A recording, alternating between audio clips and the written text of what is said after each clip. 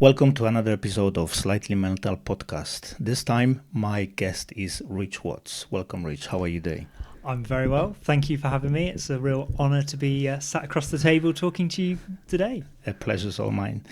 So, Rich, you are a public speaker and you have received multiple awards, one of which was UK Business Speaker of the Year, JCI UK Public Speaking Champion, and a few others. Was there an award that stood out for you the most, the one that is closest to your heart out of all the awards that you got? Oh, the one that's closest to my heart. I think it was what felt like my first grown-up presentation, and It was the end of the first term at university. I studied advertising and marketing, and at the end of that term we were put into groups and we had to present to our tutors as if we were pitching to an advertising client. And to Lord Sugar. Exactly, to Lord Sugar. It was like going into the boardroom or into the Dragon's Den, perhaps. And obviously, first term of university, we'd all been partying hard, having a very tough year. And we came together as a group, delivered this presentation, and we got a round of applause from our tutors, which was unheard of because they were always, well, like Alan Sugar, they kind of had that steely face and you never got any good feedback. And then we won the first year presentation award for our presentation. And as I say, it sort of felt like a little bit of validation after some negative experiences at school of public speaking and amongst kind of my peers when you're trying to fit in and be cool at university and things as a student. And that was the one that kind of made me smile the most. And I still look back on very fondly today. Nice. Congratulations. Yeah. You have also worked with some high profile clients, if you don't mind me dropping some names in here. If they complain, blame it on me. Yeah. You work with BBC, British Marines, Brunel University in London, University of Southampton, and multiple charities. Was there a business among these clients that stood out for you in any way, or was the most memorable? Yeah, well, there's a couple. The ones that stand out the most are often maybe the individuals or the teams that have a really powerful message to share, or a really, in my sort of perception, an important goal or more important goal. Perhaps they're changing the world in some way, particularly the charities. So I do a lot of work with the Soil Association and a medical charity in London. And when you hear them speak, and they speak very humbly about what they do, and then they actually tell you what they do, sort of helping to cure diseases across the globe, and you think, wow, these people have the power to change the world with what they say. So then when you help them with their presentation skills and their communication, it's a little bit selfish maybe, but I feel like I'm making a difference as well, because I'm empowering them to do the great things that they do even better. And then I think the other ones that have been really stood out over the past few years, and it's kind of links to the answer to the first question that you asked. I got asked to go back to my university to that by the same tutors actually from the first year course, and teach and train the postgraduate students there now about, again, pitching, presenting to clients and giving them presentation skills and communication skills. And that was a real sort of full circle moment. And I was more nervous probably doing that than I was doing anything else. I felt like I was 18 again. Yeah. But getting to go back to my university, seeing how it had changed, and again, getting to help other people who then go on and use hopefully what you've taught them and shared with them through the rest of their lives and their careers, both professionally and personally. Really fulfilling. Sounds quite cheesy, but it's really fulfilling to kind of help people in that way. No, sounds awesome. I think going back to university where you studied and then teaching the next generation of people, I think that's awesome. Yeah. As you say, it's going a full circle. Yeah, there's a lot of sort of validation in there, and feeling like I'd achieved something. And because often we go, when we're at school, these schools, lessons, whether it's university, colleges, they feel like these big important places where only the cleverest, most experienced, most wonderful people go. But actually, teachers, professors, whatever they might, they're people too. And so getting to go back as a grown-up and seeing it from a different angle and realising that we've all got something to say, something to give, something to teach, was really, really valuable for me, not just as a public speaking person, but as a human as well. It's really fulfilling. So Awesome. I enjoyed it. I don't think anybody would have invited me back to my school because I was not interested in studying. I was like, I hated reading books. When I was in school, I hated reading books. And when I finished school, I hated reading books for a while still. But then I realized that there are books that I can read that I enjoy. Yeah. So the problem was not that I hated reading, is I hated reading what people told me to read. Boring books about, I don't even going to say because I'm going to get in trouble with my teachers. Well, as we're sat here now, your bookcase just happens to be over your left shoulder there. And it looks a lot like my bookcase. It's pretty eclectic. I mean, you've got Banksy in there, you've got psychology, philosophy, mythology. But I don't know about you, but for me, it's when something grabs you, and it doesn't have to be in a certain one single area. It can be all sorts of things and how they fit together. You want to find out more, and then you're inspired to read more. Absolutely. That's what it's about, I think. Now you pick the books that grabs your interest and when you want to learn something. I'm a big sucker I learn a lot from watching and listening. So I listen to a lot of podcasts myself, and I watch a lot of YouTube videos, which is dangerous because you go to bed in the evening, you think, I'm going to go to bed early tonight. And then you have a thought in your head and you go, I wonder how that happens. And then 3-4 hours later, you find yourself, damn, I was supposed to go to bed. Yep. You jump into that black hole of YouTube. That's dangerous. Oh, definitely. That's the wonder of inspiration, isn't it? And as well, how those different things fit together. The YouTube wormhole, rabbit hole that you go down often jumps from one area to another, but they all link together. And those ideas come together and make great things, like your bookcase. So do you have a favorite book? Do I have a favorite book? I do. What's my favorite book? God, you're going to have to edit out this long pause now. It's like asking a music fan what their favorite album is, and it depends what day of the week it is. I think one for me, I love fiction, but the most important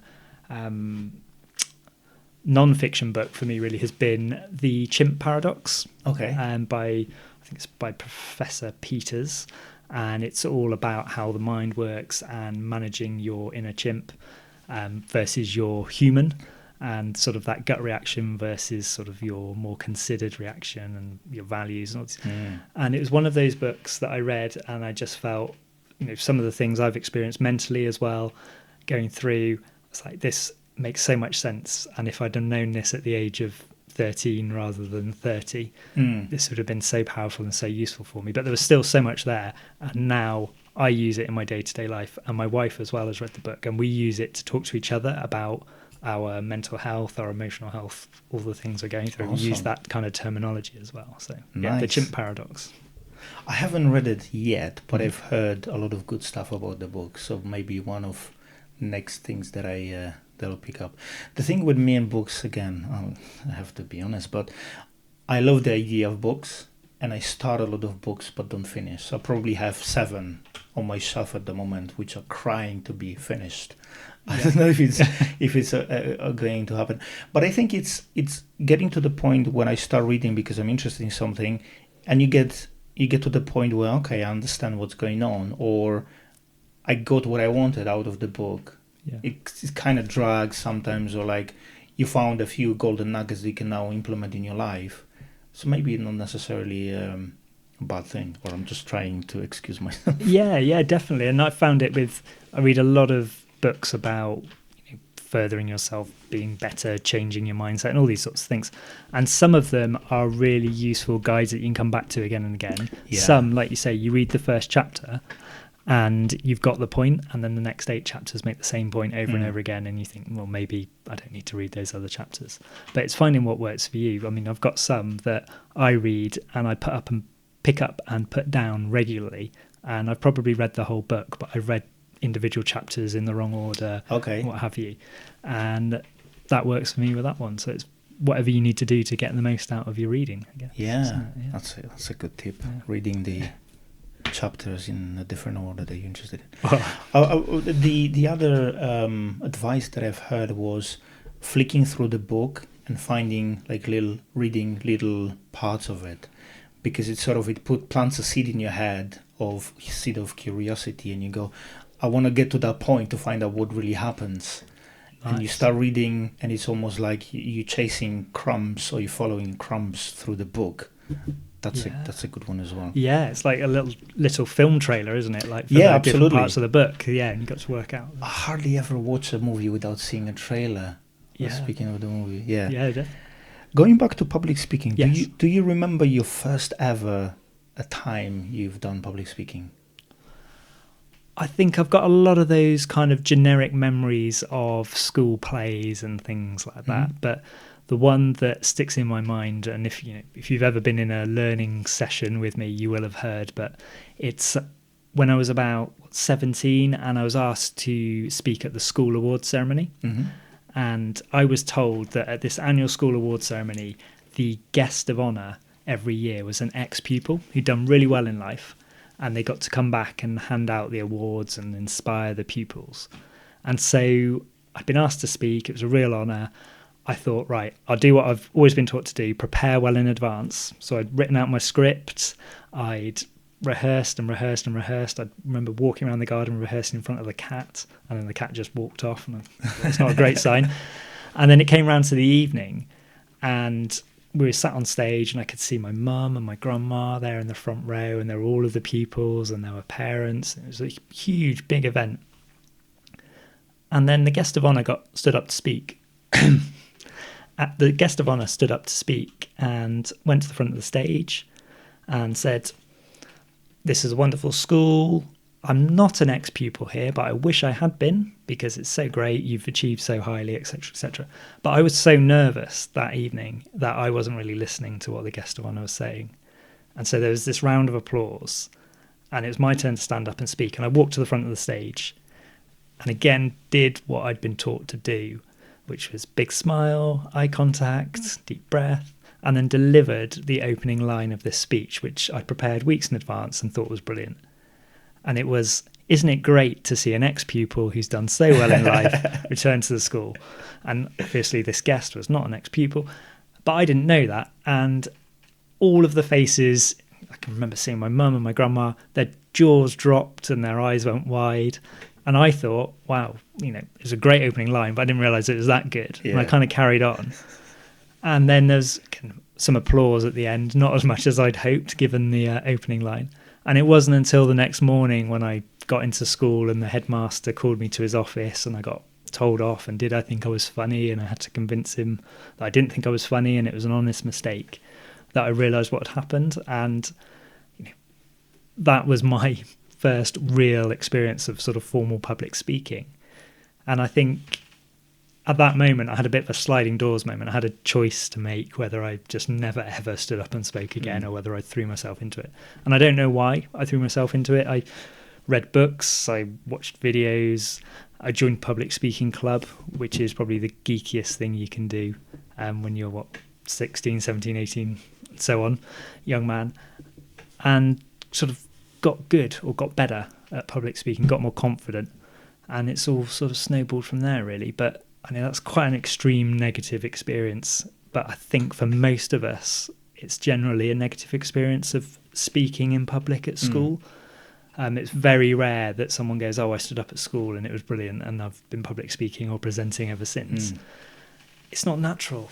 It's just weird, isn't it? It's not natural to stand up and speak. It's not. And I found, like, in the school, there's always a few people that are always visible, and it sort of looks like it comes to them natural.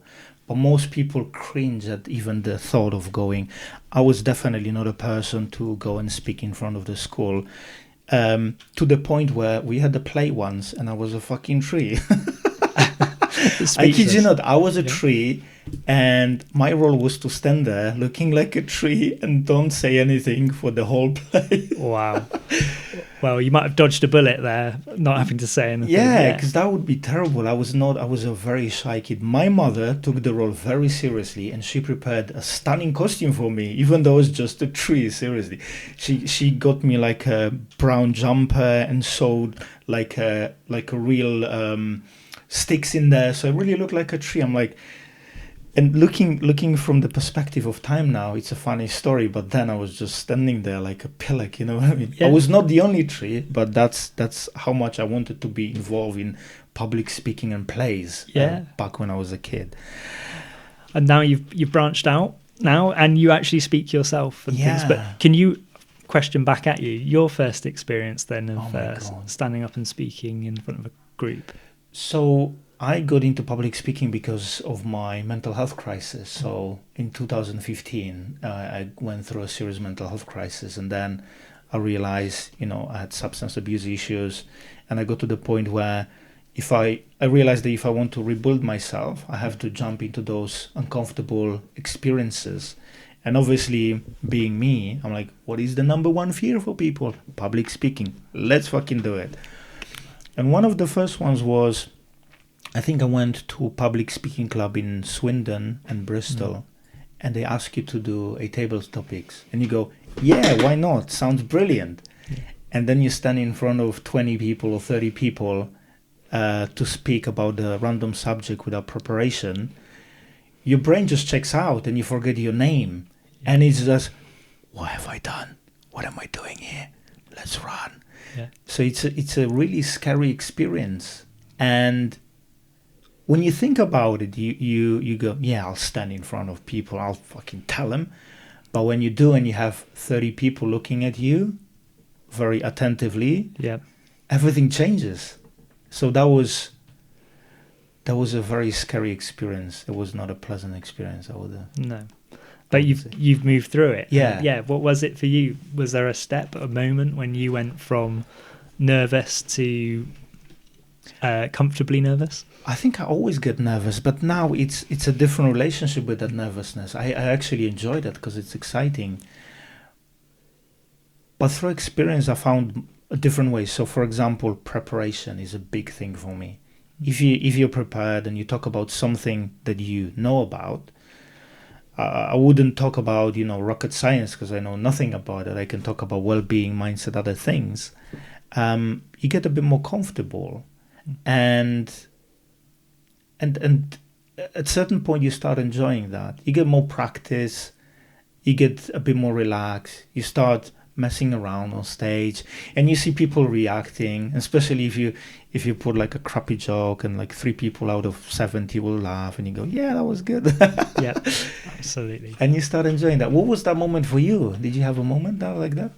Yeah, I think I joined, as I said, public speaking club and Toastmasters, of which there are various branches all across the UK and the world, and I went along and just got lots of positive feedback, and I don't believe that was because I was actually always good at what I was doing. Yeah. But it was getting useful, constructive feedback from this group, and they were almost like affirmations. When I got those bits of feedback, I went, oh, actually, I can do that bit and I can do this bit. And even though those presentations, those table topics, those speeches felt hugely uncomfortable, and I had, I'm not even aware of what I said in half of them because there was so much adrenaline in my body, I realised that wasn't what was coming out externally, and that wasn't what other people were perceiving. Yeah. And that moment was, well, actually, if I can perform or communicate like that under that much stress and adrenaline, then if I can learn to control it, you could be even better and even more effective. And it's never as bad as you think. Yeah. It's everybody, one of the most common sort of statements I get after people present and speak is, oh, well, that was terrible, or I was terrible. Yeah. And I ask them, well, how do you know that? And they say, well, I know because I think I was. And our perceptions when we're nervous or on stage, when all those chemicals, that adrenaline pumping, the heart's racing, are not an accurate measure of success. And generally, those people have never had their audience come up to them and go, you were terrible. And when they ask them, they go, well, actually, yeah, you were brilliant. Yeah. I really enjoyed what you said. And so your own worst measure of public speaking success.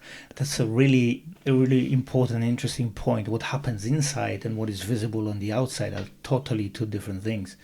And quite often you will tell somebody, even when we get new members or visitors in Toastmasters, and they try the table topics, and they will go, oh my God, I was so nervous and that was terrible. But you go, No, you look very natural and you look very confident. So what happens on the inside and what we project on the outside are totally two different things. Yeah, absolutely. And it's common in all areas of kind of mental perception and things. Our inner thoughts and beliefs are not real facts or evidence or truths on the outside. And so sometimes it's about addressing those, it's recognizing them to begin with, and do a lot of the public speaking geeky things that I do with various people. And there's the practical things of how you speak and what you say. But then there is that sort of lovely, almost, and I'm not a counsellor, but it feels like counselling sort of session where the group start sharing their thoughts about public speaking and how they feel. Yeah. And there's always the person who appears the most confident in the room goes, well, I'm terrified and I hate this. Yeah. And everybody else, all of their colleagues, turn around and go, no, you're not, you're brilliant. Yeah. And there's this moment where they realise that everybody feels like that, whatever they might look like, even the shiniest, most wonderful public speakers. Yeah. And that moment, I think, is a bit of a light bulb moment, more even than any of the technical stuff that we learn, where everybody goes, oh, everyone's like me, everyone's scared. Nobody finds this experience enjoyable, really. You know, there's nervousness and excitement have a lot of the same symptoms, but most people still have this huge amount of nervousness when they're speaking, because we don't want to stand out from the crowd. It's risky to stand up, put your head above the parapet and be there as a potential person to be derided or laughed at or whatever it might be when you're speaking. But in the modern world, we're not cavemen anymore. We're not part of a food chain, alpha or males or whatever. And so there's this huge opportunity for us to get comfortable with standing up and speaking and communicating. And when we realise that everybody feels the same, suddenly it doesn't become quite as daunting. Yeah. It's very interesting. I've heard once, a few years ago, opinion that when we lived in small tribes and you have done something wrong, you would be tried in front of the whole village, let's put it that way. You would have to explain yourself. And if you do something terribly wrong, you would be kicked out to fend for yourself. And that, in those days, would mean almost certain death. So back in those days, speaking in front of a group of people actually meant that 50-50 chance you may die. So the opinion was that maybe there is part of us that is still rooted in those experiences, and that's why we are afraid of speaking in public, which makes total sense. So we had a little technical break. Apologies for that. Turns out that Duracell batteries are not that great. Sorry, Duracell. You should sponsor me, and then maybe I'll be more generous for you. And so we're talking about speaking in public in a tribal setting, and maybe that part of that fear is still rooted from those times somewhere in us. What do you think about that? Yeah, absolutely. So whether you're standing up to speak at a trial, as it were, or just putting yourself up there in front of the group, there would have been this need to fit in, not stand out, because then, you open yourself up to risk and being ostracized from the group, potentially. And so your greatest chance of survival is by keeping your head down, potentially not being the one standing on stage and presenting, and just fitting in with the rest of the tribe and making sure you get your share of the bananas and the berries and the whatever saber-toothed tigers you might be eating that day. So, it's completely unnatural for us, and hence this kind of biological response and psychological elements too of not wanting to potentially be vulnerable on stage. And those who can do it have often been viewed throughout history in our society today as leaders. And often, I say often, that's maybe a bit of a personal opinion, some of those people who are great communicators and who can stand up and inspire others aren't necessarily the best people to be leading a tribe or communicating ideas or the biggest experts in their sector. But because they have those skills or that confidence to stand up and speak, they're the ones who end up in those positions. It's so true. Recently, I came across this opinion that in a corporate setting, for example, very often the person who gets promoted from the team is the person who is the loudest, is the person who has the strongest opinions. But thinking about what leadership really is, that's probably not the right person, because the leader, you want somebody who will be actually a little bit behind everybody, almost like allowing everybody to speak, listening to all the opinions and speaking the last and considering what the whole team thinks. What do you think about that? Absolutely. And so throughout history, there's examples of leaders who have risen to power, and often the things that they've risen to power on, their ideas, their concept, aren't necessarily theirs, but they've been really good at being either in meetings or at events, and people say things and have ideas, but those leaders who kind of rose to the top were the ones who surmised at the end of the meeting. They just summarised and everybody went, yeah, we agree with that. Yeah. But actually, they'd just taken everybody else's ideas and put them into one bit at the end, and they'd risen up the ranks. Equally, in my experience, some of the best managers, team leaders I've worked with are those who don't always put themselves up on stage, as you say, or aren't the biggest voice, but are the voices that invite others to come and take the stage and to speak up. And now in the past few years, the rise of sort of servant leadership and things like that, and those kind of leadership styles, we're seeing and hearing more from experts within teams. And I think that's going to grow individuals within organizations so much more quickly, but also it's going to help the organizations themselves, because the right person's on the right stage saying the right thing to the right people at the right time, rather than a slightly mangled message coming through a team leader who insists on being the mouthpiece out to everyone else. So I would say this, I'm completely biased, aren't I? But it's so important that we give young people, young professionals, or even students, school pupils, the opportunity to stand up and speak and to develop those skills early. Because if you're good enough, you're old enough. And so if you've got those skills, you can then stand up, communicate, and get your message across and inspire others. Definitely. Yeah, very interesting.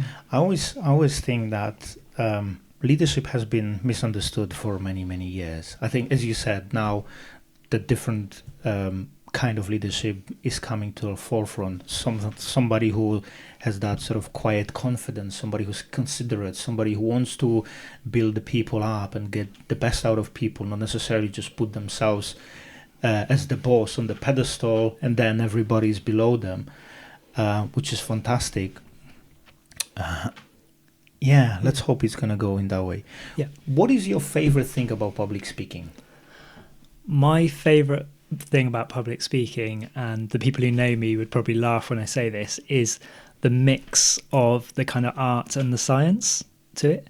And I like things to be black and white, so for me to be talking about art and fluffy things and things that aren't clear isn't something that my friends and family might be too familiar with. But I love the fact that there's these techniques and ideas and concepts that work really well in public speaking, that anyone can take and anyone can apply, and you can see them throughout speeches in history, and speakers have been really successful. But on top of that, there's this opportunity for personality and individual spark of creativity to be put on top of those techniques. So we could all learn to write a great speech, and we could all learn to appear confident and charismatic when we're speaking. But there is that little something that, particularly with the great speakers and speeches, that spark of the arts, the creativity that sets it apart, that makes it individual.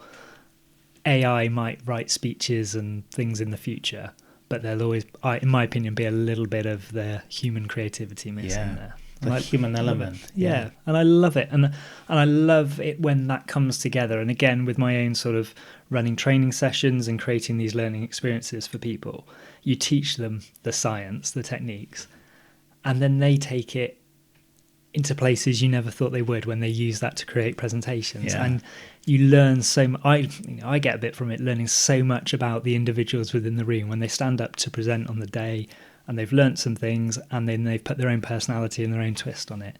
It's wonderful to see, and it makes people smile. Like you're smiling at me now. You've probably had that experience too. You can think of speakers who, in a group, like at the Toastmasters group we go to, a lot of people have the same knowledge, but everybody's speech is different. Everybody's message is unique. That's the most interesting, and that's what I enjoy the most, is that you can learn something different from every person, especially when you have people who are more experienced and you look at them, different styles, different backgrounds, they talk about different things, they use different gestures, they use different tone of voice, and they sort of emphasize different things, and that's what's the most important, interesting for me. Yeah. When you said that, you know, there's arts and there's a science, it's almost like where my mind went. It's almost like having a joke. You can learn to tell a joke, but one person will do it better than the other. One person would add a pause or a bit more of their personality, Yeah. and the other person won't. So, like my sister, she burns all the jokes. You can give her a wig, she will mess it up anyway. And I was always the funny one in the family and the handsome one.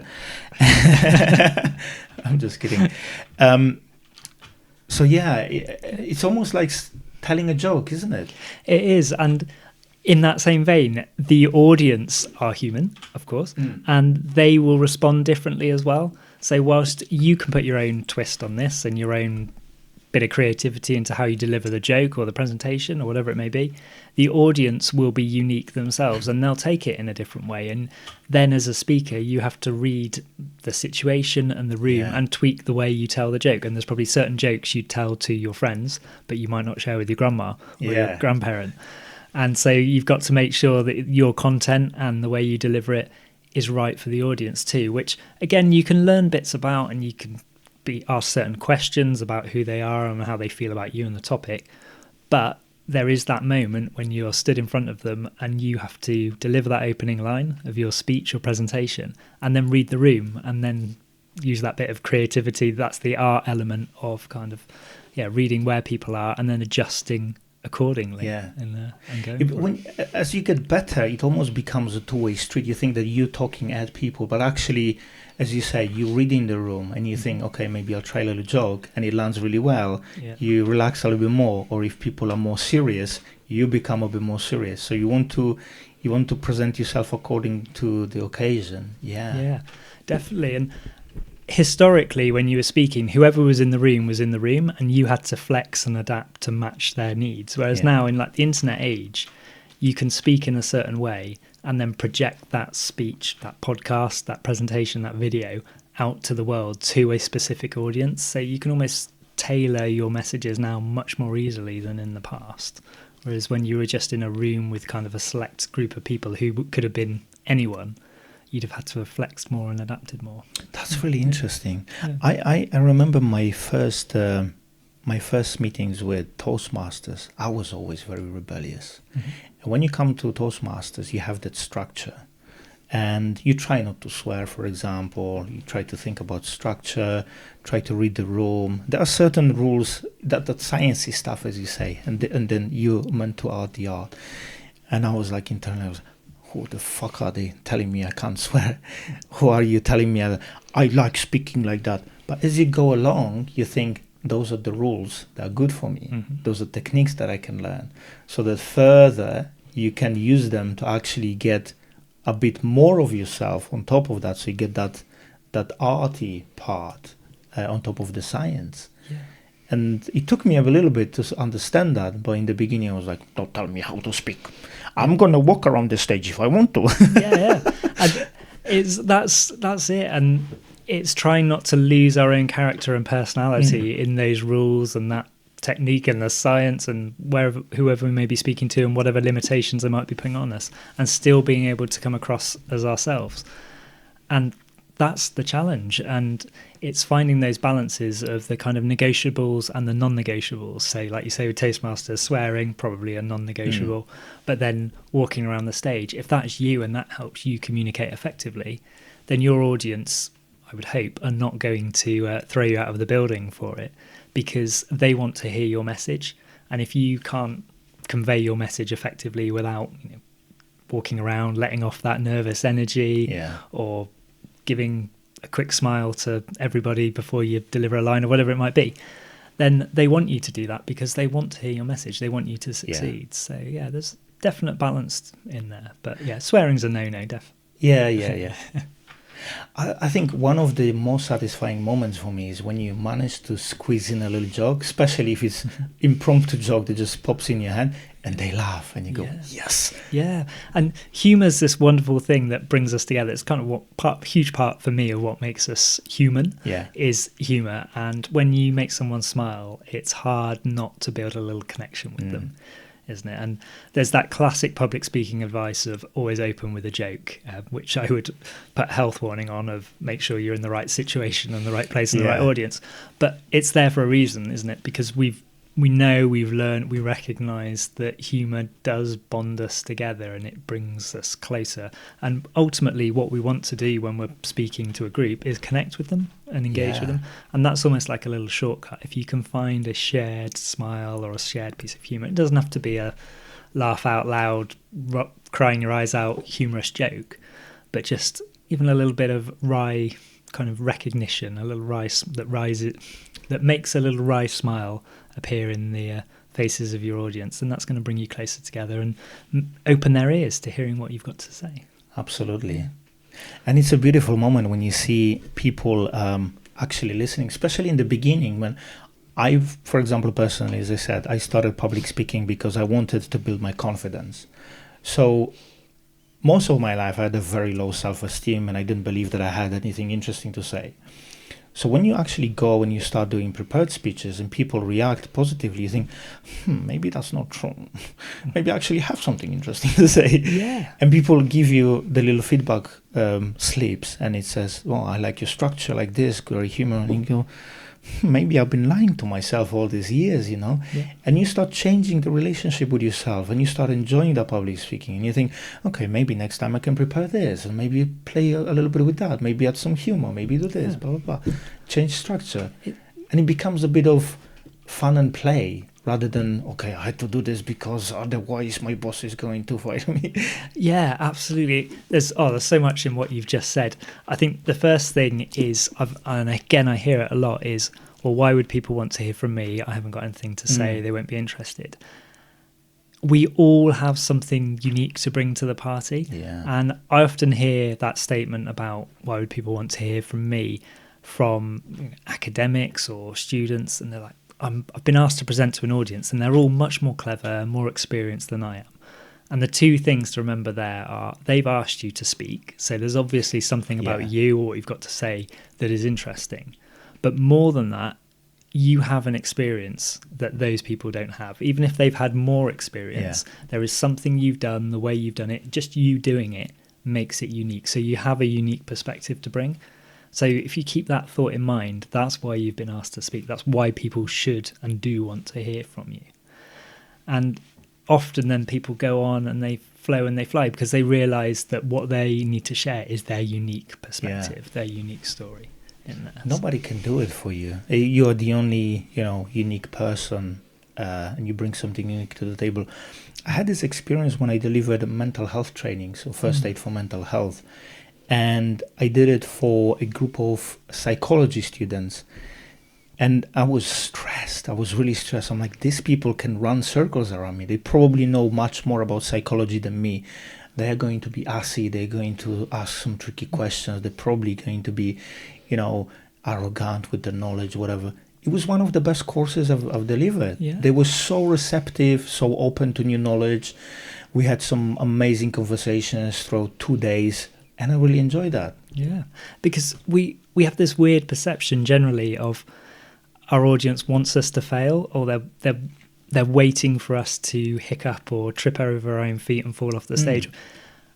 As far as I'm aware, I don't know about you, but no one turns up to a presentation or a speech thinking, I hope this is a complete car crash. Yes, I've got tomatoes with me. Yeah, no one wants that, because ultimately we want to hear something useful and interesting and engaging. We're on the speaker's side, where the audience is on your side. They want you to succeed. And again, if you have to stop, take a sip of water or check your notes to get your message across and succeed, your audience are on board with that.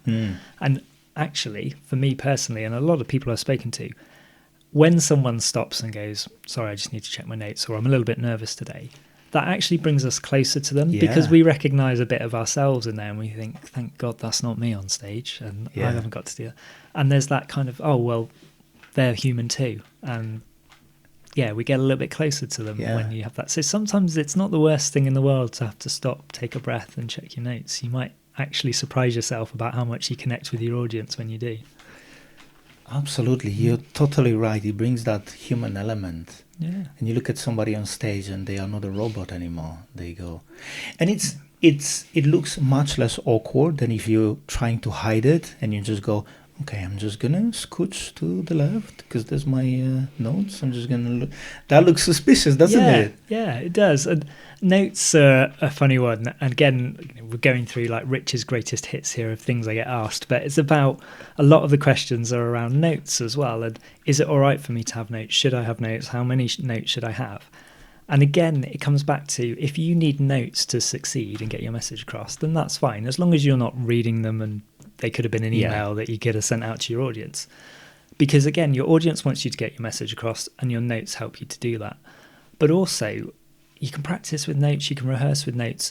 On the day, you could have your notes in your pocket.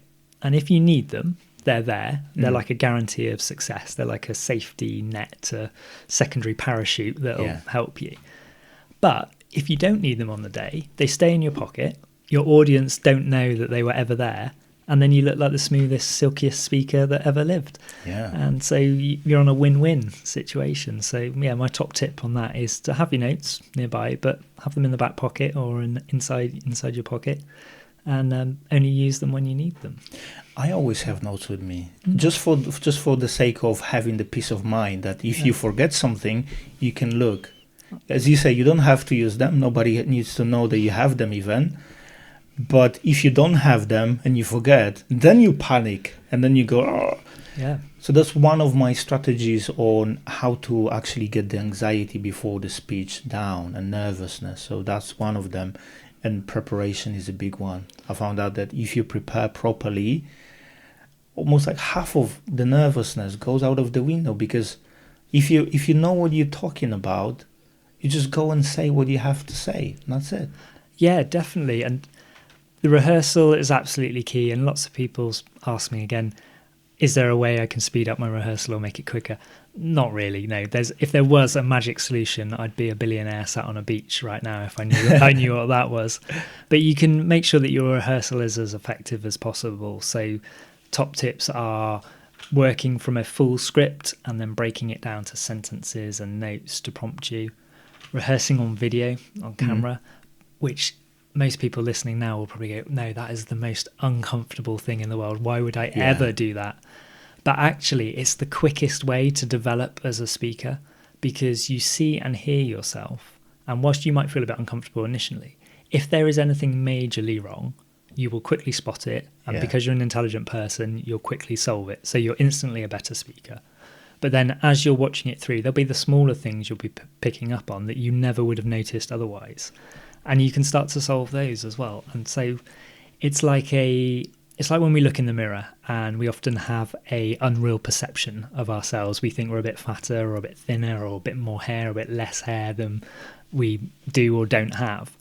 And it's the same with public speaking. When we see ourselves then on camera, you might actually realise that look more confident and you sound more confident than you thought.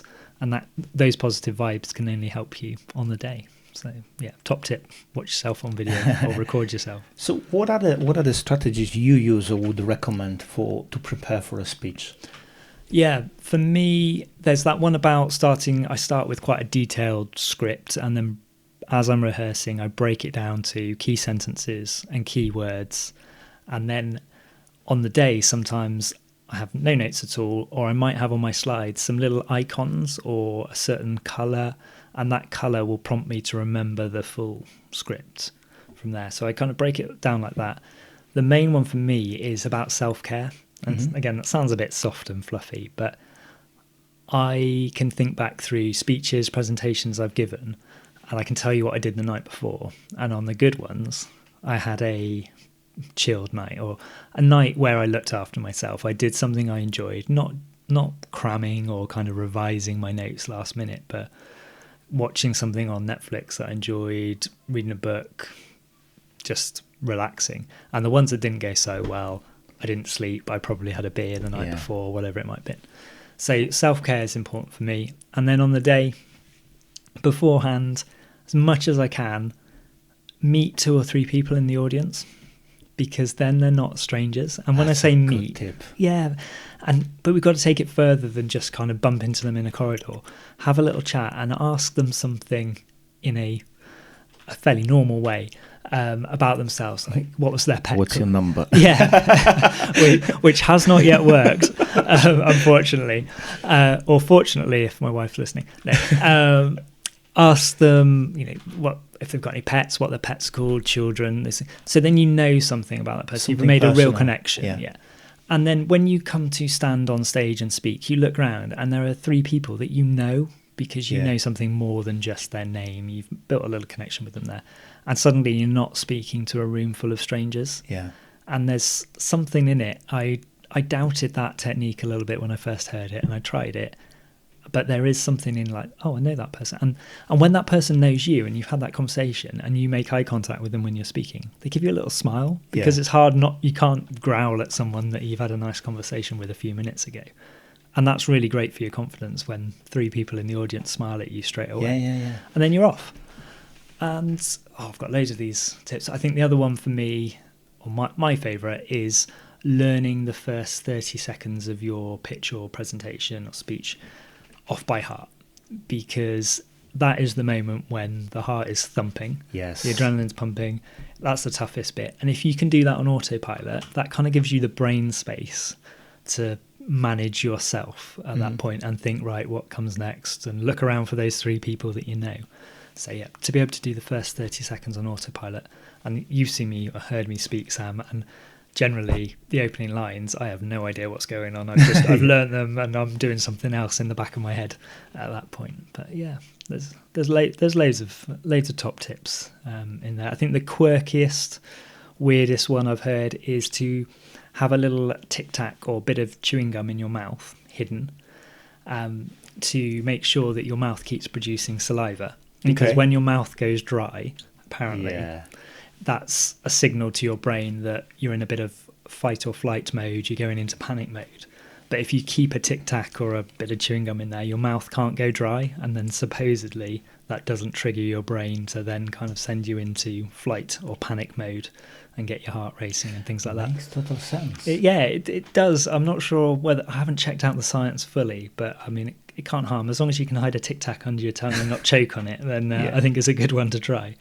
But also I think that you could have a bottle of water actually and use it as a little break. If you feel like, okay, I forgot where I'm going with this, or I need to slow down, just have a little sip.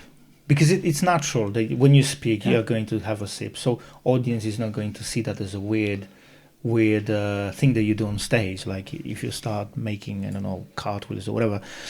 If you have a sip of water, that could be a little pause that you win for yourself if you're stressing. Absolutely, yeah. And you think of things like ultra marathons. If you're running as hard as you can, you wouldn't just keep going and going and going when you get tired. You'd walk for a bit when you have a break. And that's, taking that sip of water, giving yourself a little free time out to gather yourself is a similar sort of tactic. Yeah, definitely. And I think the final sort of point for me on nerves is around, you have to edit out a long pause here while I remember what I was going to say. We'll be right back. Yeah, we'll be right back after a break there. No worries, take your time. Oh, it was a really good point as well. It's probably about your mind going blank and forgetting what you're going to say. Ironically. Yeah. So I think the final key point for me about nerves is about remembering that being nervous is actually a positive thing, because it means that you're taking it seriously. Yeah. And the moment you don't have nerves kind of signals to me, has to me personally in the past, that you're not perhaps taking this as seriously or it's as important as it should be in your life. And that's when you start cutting corners or getting a bit arrogant with it, and that's when it's at its greatest potential to go wrong. And So yeah, nerves, embrace them, but make sure they don't overwhelm you. Is the key message. I think I hated getting nervous in the beginning because it's scary, it's something new.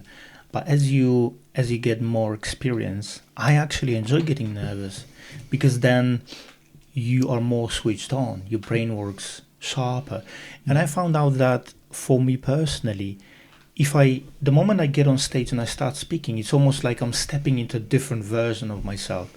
My voice all of a sudden is louder. I project more. I'm more alive because I know that this is the moment when I take responsibility for everything that happens on stage and everything that happens in the room. So it's almost like I really do feel like I'm stepping into the different version of myself that is now needed to make this a successful experience for all the people. It's not about me now. I almost never think about myself. And again, this is it might sound funny, but it's almost like you step into a different time space when you don't exist anymore in this moment. It's about the message and the audience. So I'm very focused about what the audience is doing, like as you said, reading the room, what's happening there, and also delivering in a way that it's clear, especially that I have braces, for example, and my accent is not the greatest. So I've become very aware of those things. And it sort of works like that for me. Yeah. I love that you've said that because I feel quite similarly. And I don't know, I'm estimating maybe half the people out there in the world will feel like public speaking is the most terrible thing. And half the people, I think, have the experience that you've said is when they step on stage, whilst they're still not completely comfortable with it, they're in another almost persona. They're in a different world. And Beyonce, for example, has a character called Sasha Fierce that she becomes when she's on stage. So I don't know what you want to call your character, Sam, when you get on stage. Good question. I don't know.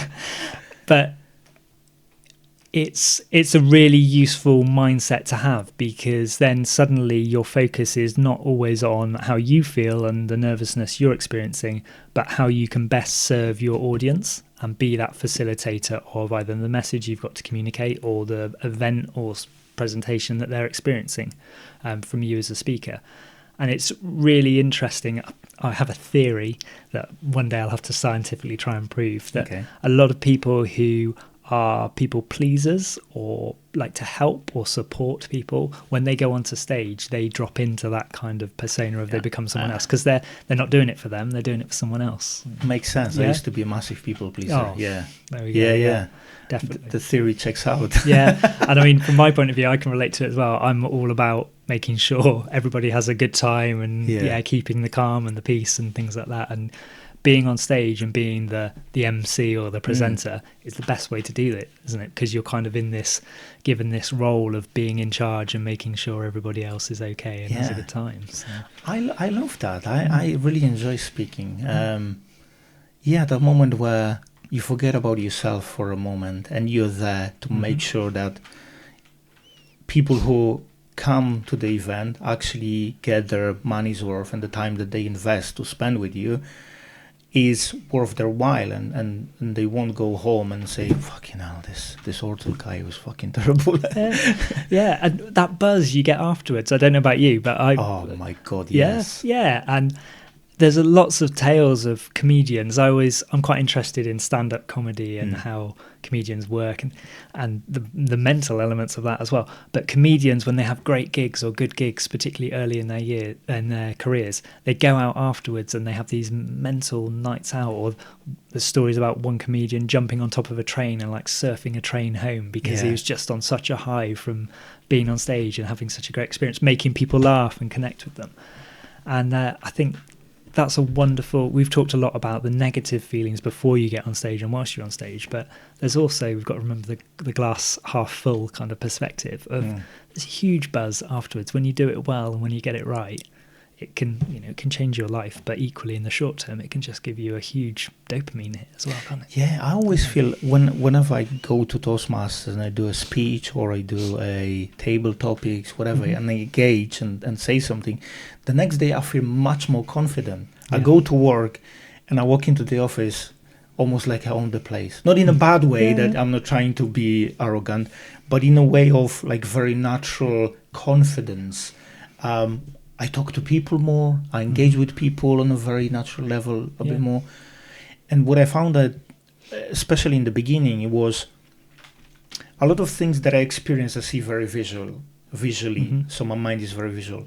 So I would see that just before getting into speaking, standing on stage, my anxiety levels will go up and the confidence goes down. But the moment you finish, exactly what you're saying, the anxiety goes down and nervousness goes down, but the confidence goes up. Yeah. And in the beginning, when I started, I was trying to put myself out there to build my confidence. Every time I was scared shitless to do another table topics or a speech, and I was terrified, I always thought about that. I don't care. They may think I'm stupid and I fuck up. But I know that after that, my confidence will go up and the next time will be better and easier. Yeah. And then it spills over to other areas of your life. You think, I've done that. I didn't die. What else can I do? Yeah. And you start, skydiving and stuff. Definitely. As someone who's terrified of flying, I might not be going that far, but yeah, absolutely. And my little theory is that the public speaking side of things and presenting to a group and then getting positive feedback from them in forms of a round of applause or whatever is like social connection on steroids, because we all get something from having a one-to-one chat and getting positive feedback and signals from someone. Yeah. But when you do that on a stage and it's a group of people, it's the rest of the tribe kind of clapping. That's like a super shot in the arm of kind of dopamine and lovely stuff that makes us feel really confident. So yeah, that's the really positive side of the public speaking nerves, is when you get it right, you feel good and you can achieve great things as well. And then when you think that most people are afraid, I mean, there's a saying, I don't know if it's true, but it is said that people are more afraid of public speaking than death. And most people, as you say, because it's so unnatural, most people are afraid of public speaking. And most people that I talk to, like my friends and the new people I meet, and they say, what do you do? I'm a bit of public speaking. I could never do that. And then you think, majority of people don't think they could be on stage. I've done that. Like, it's almost like conquering that fear. Like, I have more courage than I have ever thought I have. And then for me personally, that always leads to like taking other steps in other areas. So like stepping into podcasting or maybe inviting another guest that I was like nervous. What would they think about me? You know what I mean? They are somewhere there. I'm just here. So it always leads for me to more steps into the unknown, that outside of my comfort zone. Yeah. Steps is a really important word there. And as you're talking, it kept going through, because whatever you do, like people saying, I could never do that with public speaking, it's highly unlikely those people are suddenly going to jump on stage tomorrow and speak to an audience of 1,000. It's steps. They might go to a public speaking club, or they'll learn from a public speaking coach or trainer, and they'll do little steps. You with podcasting, you probably didn't have this full wonderful setup we've got today. You did small steps as you were going into it and small bits of research. One camera at a time. one camera at a time. And look at us now, we're flying with 3.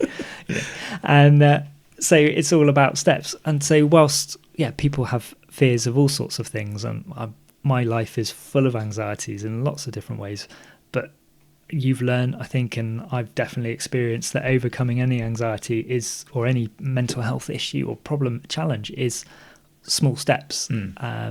If it was that easy to click our fingers and change things, whether it's standing up and speaking in public or something much more important and much bigger, then we'd all do it. But it's those small steps. And I mean, what steps have you taken to develop your speaking? I mean, you've done Toastmasters and things, but how else have you pushed yourself? Before I answer that, I want to say something else. I think it's easy to look at somebody who's experienced, and you think, like, if the first time I saw you speak in Toastmasters, I'm like, this guy's a fucking pro. Straight away, you can tell if you know what to look for. You're very, you can tell that your gestures are very well practiced in a good way. I'm not saying that you're a robot, but you're very naturally very confident. You can speak without preparation. You've done that a few times when there was no speakers, and you just okay, I'll do it, and then you come up with something. So I knew that you're a pro, and it's easy to look at somebody and think, oh, it's easy for them, but you don't think about the first step that they had to take. And I think what makes or breaks somebody is that willingness to take that first step when it fucking sucks. When you stand in front of 30 people who don't know you, and maybe they do have tomatoes in their pockets, you don't know. And this is the deciding factor. Are you willing to step in that uncomfortable first step rather than, oh, I want to be there. I want to be Tony Robbins, Yeah. fucking who doesn't? Yeah, definitely. That first step, and to have that realistic expectation that first step is not going to be the world's longest stride. It's not going to be. It's a first step, and often the first step is the smallest, but it's the most important. And so realizing that and not expecting things to change overnight, but having the power to take it and then taking it. But I think what I found as well, and a lot of people I've worked with, is realizing that when you have a backward step somewhere along your journey, that's not the end of the journey. So we're talking public speaking terms. Something could go wrong or not as well as you'd planned. Are you going to sack it all off and stop there, or are you going to keep going? What are you going to use that as motivation, or are you going to use it as proof that it's time to stop? And I can give, or maybe I shouldn't, but I can give you a long list of times I've messed up and failed. And I mean, give us one. I'm going to give you one. I have to. Maybe this is like a form of therapy, sharing this. But cast your mind back. When was this? This was probably 2008, 2009. So fairly tight jeans were in fashion at that point, sort of stonewashed jeans. And I'd been asked to go and give a talk at a networking event. And I gave a talk on kind of public speaking best practice. What I didn't do before I started speaking was take my phone and my wallet and my change out of my pockets.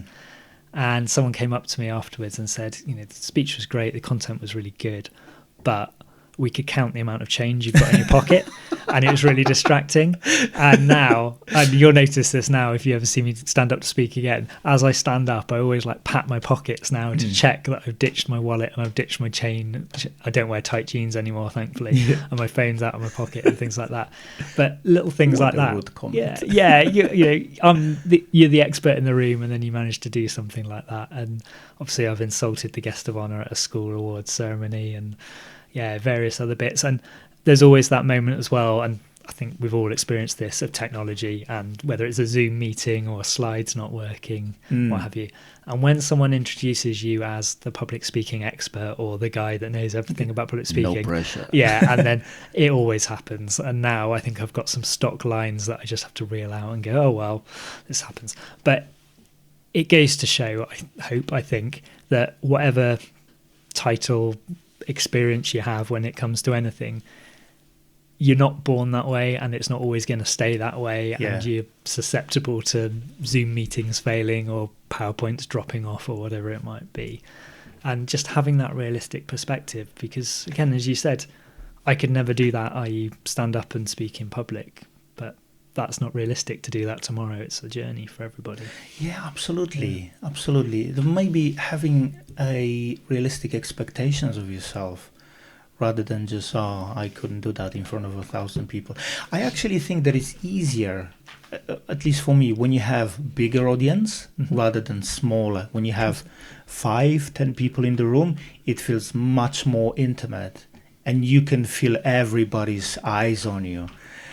And for me personally, that's more anxiety provoking. That's more what's the word? That is harder than talking to like 300 people. Yeah, because we monitor people, don't we? We look for micro expressions and micro bits of feedback. And when there's 4 or 5 people, say, in the room, really easy to do that. And that can have both good effects and bad effects. And if you're misjudging them and thinking, oh, this isn't going as well as I thought, it can send you on a bit of a spiral. But equally, big auditorium and you can't see everybody, try and manage and survey everybody in 1,000 people audience, and that's really tough to do. So it's then comes down to maybe the 1 or 2 faces you can see, or just barreling on regardless, maybe. And that can be easier, certainly. But it's... one of my favourite things to do is to drop in a little line or tactic to judge the room and how engaged they are. So ask them a rhetorical question, or ask people to raise their hands, or do a little bit of humour and just see who smiles or who participates and raises their hand if you ask a question. And you can start to get a sense for how engaged are these people. And that then gives you the drive and the evidence whether you need to kind of go out to them more or let them come to you. I was listening to a great podcast, not as good as this one, the other day, about clear communication, and Rob Brydon was the guest, the BBC comedian. He does most of his things on the BBC, and he was talking about one of the best things that he was taught was when you need to go to an audience or when you need to let them come to you, and as a comedian how to kind of gauge that, and then either to go harder and more emphasis on things, or sometimes you've got to accept that people aren't engaged and let them come to you, and they might look at you blankly but still tell you at the end of the show or the pitch or the presentation that it was the best one they ever heard. But you just don't get those signals from people sometimes. I mean, there's probably things you're a great presenter, Sam, but at work you've shared and it's not the most interesting information. Maybe it's health and safety update, and people go, oh yeah, but at the end they go, yeah, it was really good, but it just wasn't interesting, or it wasn't their cup of tea. So there's a lot to judge in there, but Rob Brydon's advice about when to let them come to you and when to go to them was it's a good way of thinking about that. What I like to do is sometimes if I have, like I've done, I think 2 or 3 years ago, I've done a speech for Chartered Institute of Logistics on well-being in logistics. And what I did is I asked a question in the beginning: can you please raise a hand if you have an idea of who I am, if you know who I am? And there was a group of people that I already knew who actually got me the gig, that I've done mental health training for them. So they raised their hand and I said, well, I sure hoped I was more famous than that. And everybody laughed. And then I said, well, by the way, that's my family. Hi, Mom. So then again, as you say, using humor and using it to gauge the audience and break the barrier, it helped me relax as well, but I also saw that they were on my side, and I started talking, and the whole speech went really, really well. And then at the end, they asked some questions, so that was brilliant. But I like that coming into them or making them come to you. That's brilliant. Yeah. What are your current biggest challenges when it comes to public speaking? Oh, my current challenges. So the one that I find the hardest personally is presenting online. I think it's more of a personal thing for me, but I thrive, and maybe it's that people-pleasing thing, of being able to see people engaged and see them leaning in and see those little smiles and kind of participation. Yeah. And on Zoom, it's sort of almost Zoom etiquette that you don't have to look at the camera, or you can potentially be tapping on your phone or doing your emails. And I find that much more challenging to keep my energy up. And I almost take my energy from that feedback from the audience. So for me personally, Zoom's the tricky one. In terms of what I'm experiencing with the groups I work with, I think the trickiest thing, and it's an ongoing challenge, I think it's since the dawn of time, is keeping people focused on a single key message that they need to get across to their audience. And when I talk about that with groups, there is always there's one thing that you need to get across to your audience to get them to do what you want them to do. If you want them to be inspired or to be persuaded to do something or motivated, there's one sentence essentially that they need to remember. But we have this tendency to present everything to people because we're scared of leaving out information or not telling them everything about a topic. But there's always one key message that we need to get across. And so in the groups I'm working with, often people will come with prepared presentations and they're 20 minutes long and 50,000 slides. Yeah. And then we'll talk about, well, what's the one thing your audience need to know? All the content disappears and it suddenly becomes more concise, more focused, more effective.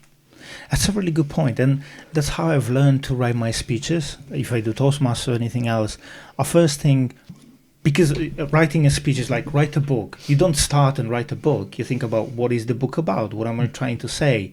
What are my chapters? You break it down into steps, and that's what I do with speeches as well. I think like, what is the message? What am I trying to say? So almost exactly what you say. What is the key message? One sentence, and then you sort of build on that, and like you think what's your key message, and then you think, okay, what would be sort of underlying points, what I'm trying to say, and then you create like a skeleton, and then almost like bullet points maybe, and you build on that, and all of a sudden you have meat on your bones and you have a speech. Absolutely. And you go, magic. And then it's brilliant because at the end, once you've got that script or that speech, then you can go back through and go, well, does that contribute to my key message? Does that contribute? Does that contribute? And if it doesn't, then you can start stripping things out again. So maybe there's something that you're slightly unaware that you always like to put in there because you're scared to leave it out, or it's like a safety net.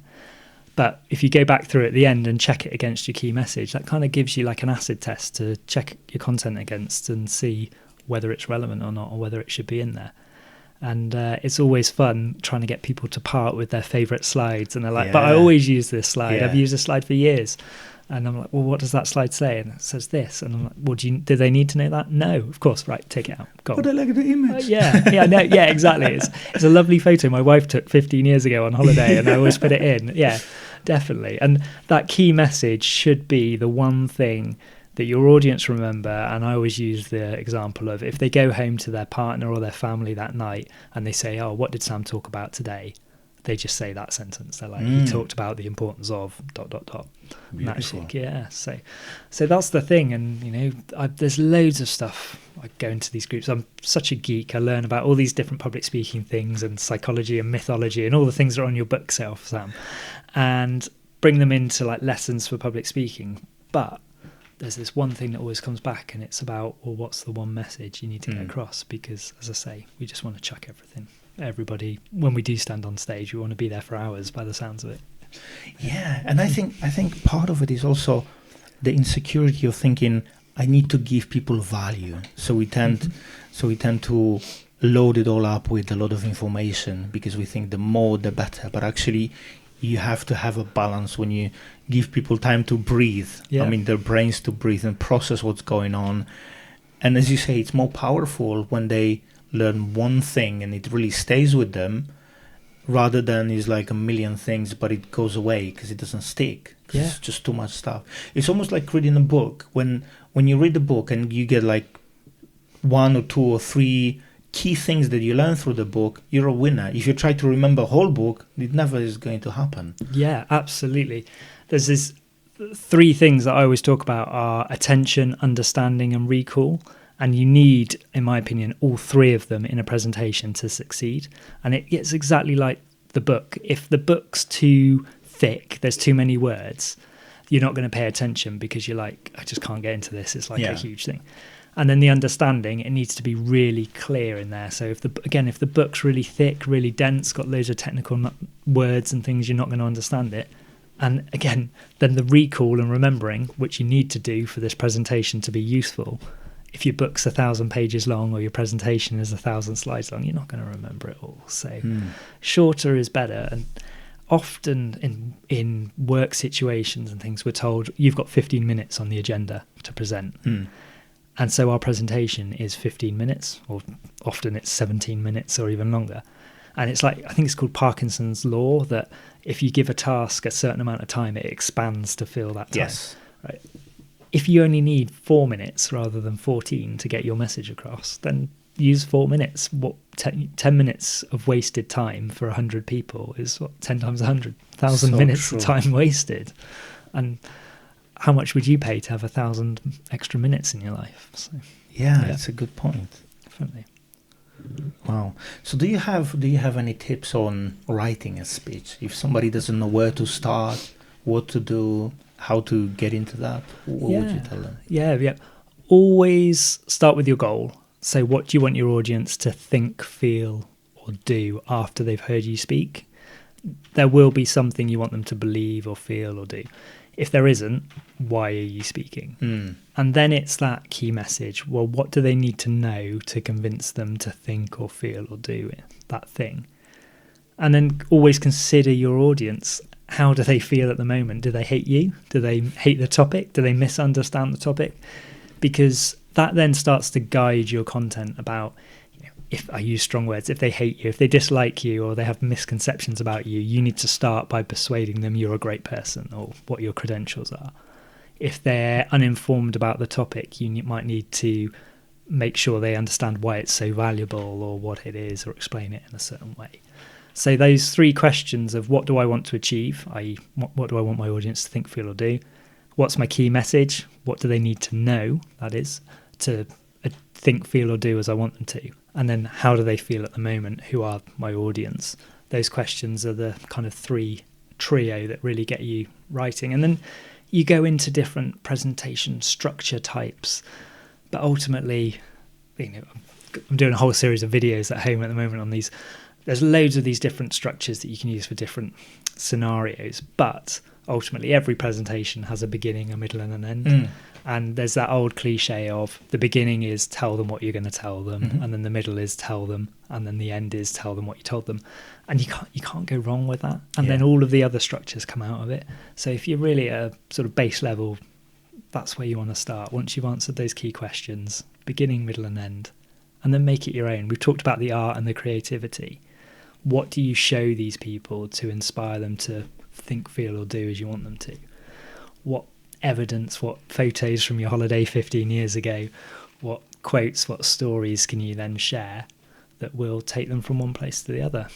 So, and I keep going. I can ramble on these things for hours and hours, but it's I think it's once you've got those initial kind of foundation skills and those ideas for writing and structuring a presentation, like we were talking about the small steps, you begin. That could be your first foray into doing this. That could be your first step. But every time you take a step, try something new.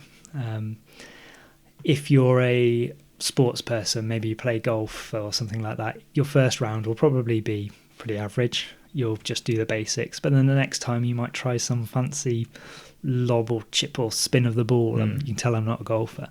And just add that on next time. And bit by bit, build it up. Try something new, and just test out how it works. Like a comedian testing a new joke or a new piece of material each time. And go. And ultimately then, as with all kind of growth in life, you'll look back and realise how far you've come from your first speech or presentation to where you are now, which is so true. Yeah, a lot like what we've talked about this evening, that first terrible experience to where we're getting to now with our speaking and our confidence is a fun journey, definitely. Yeah. So building on that basic structure when you have beginning, middle, and end, I totally agree. If you stick to that, it feels like almost like you put a structure, but I want to be free. But when you do it the right way, skillfully, as an audience member, you don't feel it. It almost feels naturally. Okay, the speech is going to be about... It's almost like watching a movie as well. It doesn't just go into, there's always a beginning when you get introduced to the story a little bit. Yeah. And there's a guy and there's a girl and they fell in love. Yeah, absolutely. And then they had some troubles. Yeah. And there's a third guy, you know what I mean? Definitely. And then they live happily ever after at the end. Absolutely. Yeah. And there's, as you say, the skill is in sort of making sure those transitions aren't so apparent and that people don't always recognize that they're on this journey. It's like watching a great film or reading a great book. You lose yourself and you forget that you're in a story or the film's going to end at some point. And the way to do that then is to think about the unique types of content you put into those different sections. So yes, an introduction is telling people what you're going to say. But how can you open your presentation, have your opening line be completely unique? So not, hi, my name is Sam and today I'm going to talk about, but could it be a attention-grabbing statement or fact about the topic? Could it be a rhetorical question to get people thinking? Could it be a bit of humour, an opening line that's slightly funny to grab people's attention? Yeah. And then each of those stages, just trying a different twist each time. So things like rather than just having a middle section that is the points you're telling, use a story to demonstrate the points or 3 separate little anecdotes and things like that. And just mix and match. It's like a Lego set, right? You've got the beginning, the middle, and the end. And then each time you just pop a different little piece in or try a different, change the Lego man's head at the beginning or whatever it might be. Change his body. Or use a quote in the beginning as well. That's a good one. Or a joke, depending on what you talk about. Yeah. One of the things that I've learned from more experienced Toastmasters members quite a while ago was, but when you're in Toastmaster, we use honorifics. So usually you start with honorifics and then you start your speech. But what I've learned, which I think is very impactful, is sometimes you make a statement first and then you go into honorifics and introduce the subject. And I think sometimes, especially if you're doing a speech to inspire, I feel like that's very powerful as well. Yeah, definitely, because particularly with inspiring people, you want to grab their attention. And our brains, we pay attention to things that are new and unusual. So if you start the same way as every other speaker has started in the history of the universe with your speech, with the same "Hello, Mr. Toastmaster," da da da, Yeah. that's not new and unusual. So our brains don't switch on. Whereas that impactful statement, quotation, whatever it might be, I have a it's dream. different. Yeah, I have a dream, absolutely. Or even, it's not even what you say. Sometimes it's how you say it. So if you've got a big pause in there, or your voice gets faster or more excited, then that can draw attention too, because in our conversations, generally, we don't suddenly change pace or put long pauses in. So those long pauses help to grab attention. Anything that's new and unusual, get creative. That's where the art comes in, definitely, when it comes to public speaking. Yeah. So what was your biggest ever audience that you spoke in front? Oh, my biggest ever audience, I think, is probably, it's a round number, isn't it? But it's about 1,000 people. I didn't count them in and didn't count them out. Yeah. But it's at one of these business conferences, and that was after I won the Business Speaker of the Year award, and that was kind of one of the things that came after that. And it was good, and it's nice to be able to say, oh, I've done a speech or whatever in front of a big audience. But a bit like we were talking about earlier, when it's a larger group, it's hard. I find it harder to connect with, and that can be a bit less nerve-wracking. But because everybody's part of a large group of people, they don't necessarily react as strongly to things you say and the little jokes and the little comments and rhetorical questions and things. And for me personally, I then find that harder to get that energy flow and get that going. So I have to push myself harder as a speaker, I feel, then to almost over-egg it, to generate my own energy internally and get the gestures and the energy vocally and things going. So that was fun, but now definitely I prefer the smaller, sort of more intimate audiences. And because, again, for my own self-interest, I feel like I'm making more of a difference, because you can see the people. They can ask questions, and often it becomes more of a conversation. And if you go off on a tangent, it feels like it's more of a relevant tangent because someone's asked a question and taken you in that direction. But yeah, big audiences are nice to quote numbers about, but yeah, not as good energy-wise, I don't think. It's more like you present two people rather than build a connection with the group that's sitting in front of you. Would you say that's correct? Definitely, yeah. And I find it with the training sessions as well. I get asked to come and teach to different size audiences, and my favourite are the groups of sort of 5 to 10 people. My least favourite, or the ones I find perhaps are least effective, or I believe are least effective, are more when it's like lectures and it's 100, because you are just talking at them more rather than having that two-way. And you think about how we all like to learn and interact. We want to interact. We want to have conversations rather than be preached at. Yeah. I agree, 100%. So when you speak now, do you still get nervous? Yes, definitely. I get a bit sweaty. I don't know about my voice and how I look and sound, because as we've talked about, it's hard to judge your own perceptions, isn't it, on that side of things. Sleep's a big one for me. I always struggle to sleep the night before, and I know it's a really big thing if I can't sleep the night before. And it's weird because I cannot be nervous in the days and the weeks ahead. I go, oh, I'm fine with this. And then I get to that night before, and something in my brain goes, well, you need to sleep now to make sure tomorrow is going to be a good performance. And then I don't sleep, or I don't feel like I sleep. And I've had to get into this mindset of, okay, well, just lying still and resting is better than nothing, and going from that. But that's a signal to me that it's important. I'm definitely working on it. And if I find the answer, I'll let you know on that.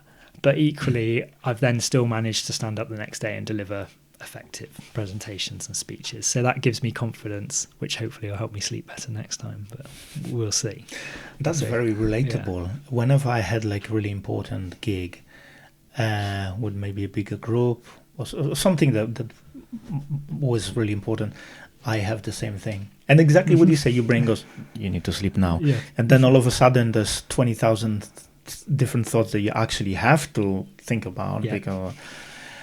But I also found for myself personally that whenever I think to myself, I got this, I've done it so many times, I'm going to fly through, it's going to be easy, I know what I'm doing. I always fuck something up.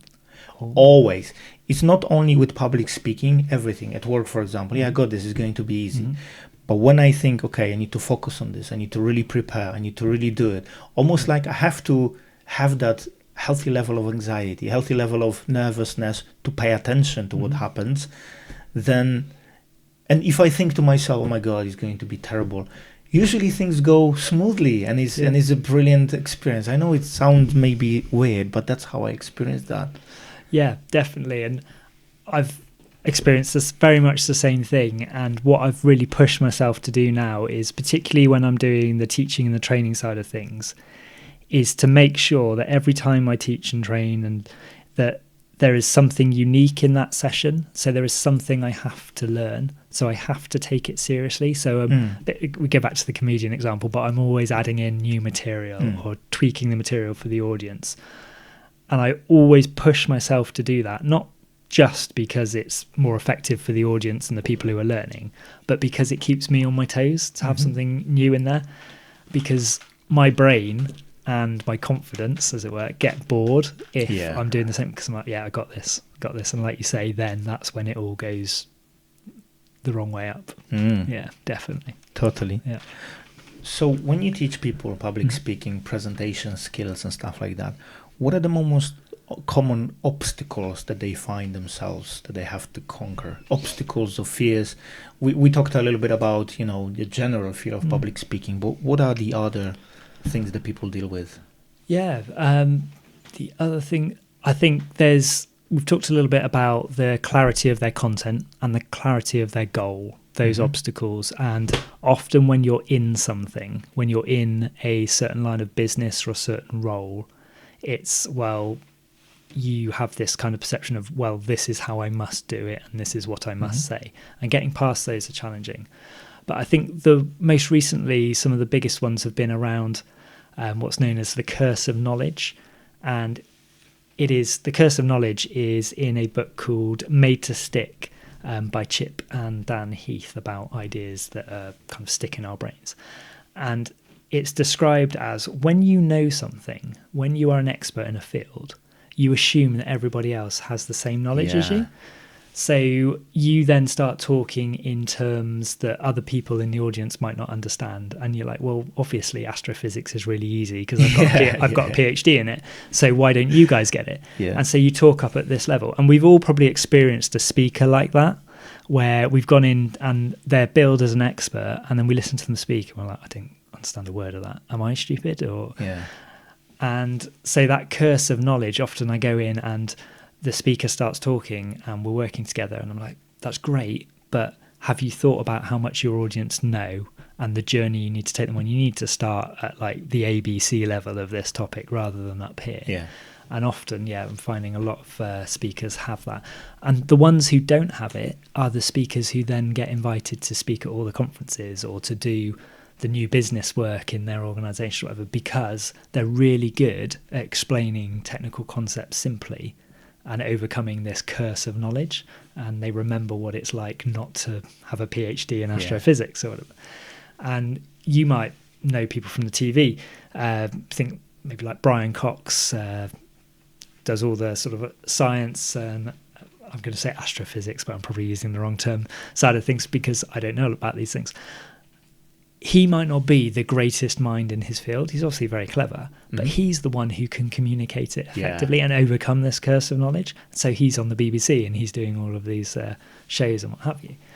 And so, that's one of the biggest things that I'm encountering with groups at the moment. And it's one of those things that when people are conscious of it, again, they can overcome it really quickly, but it's making groups and individuals conscious of the fact that they're speaking at this high up level rather than the level of their audience.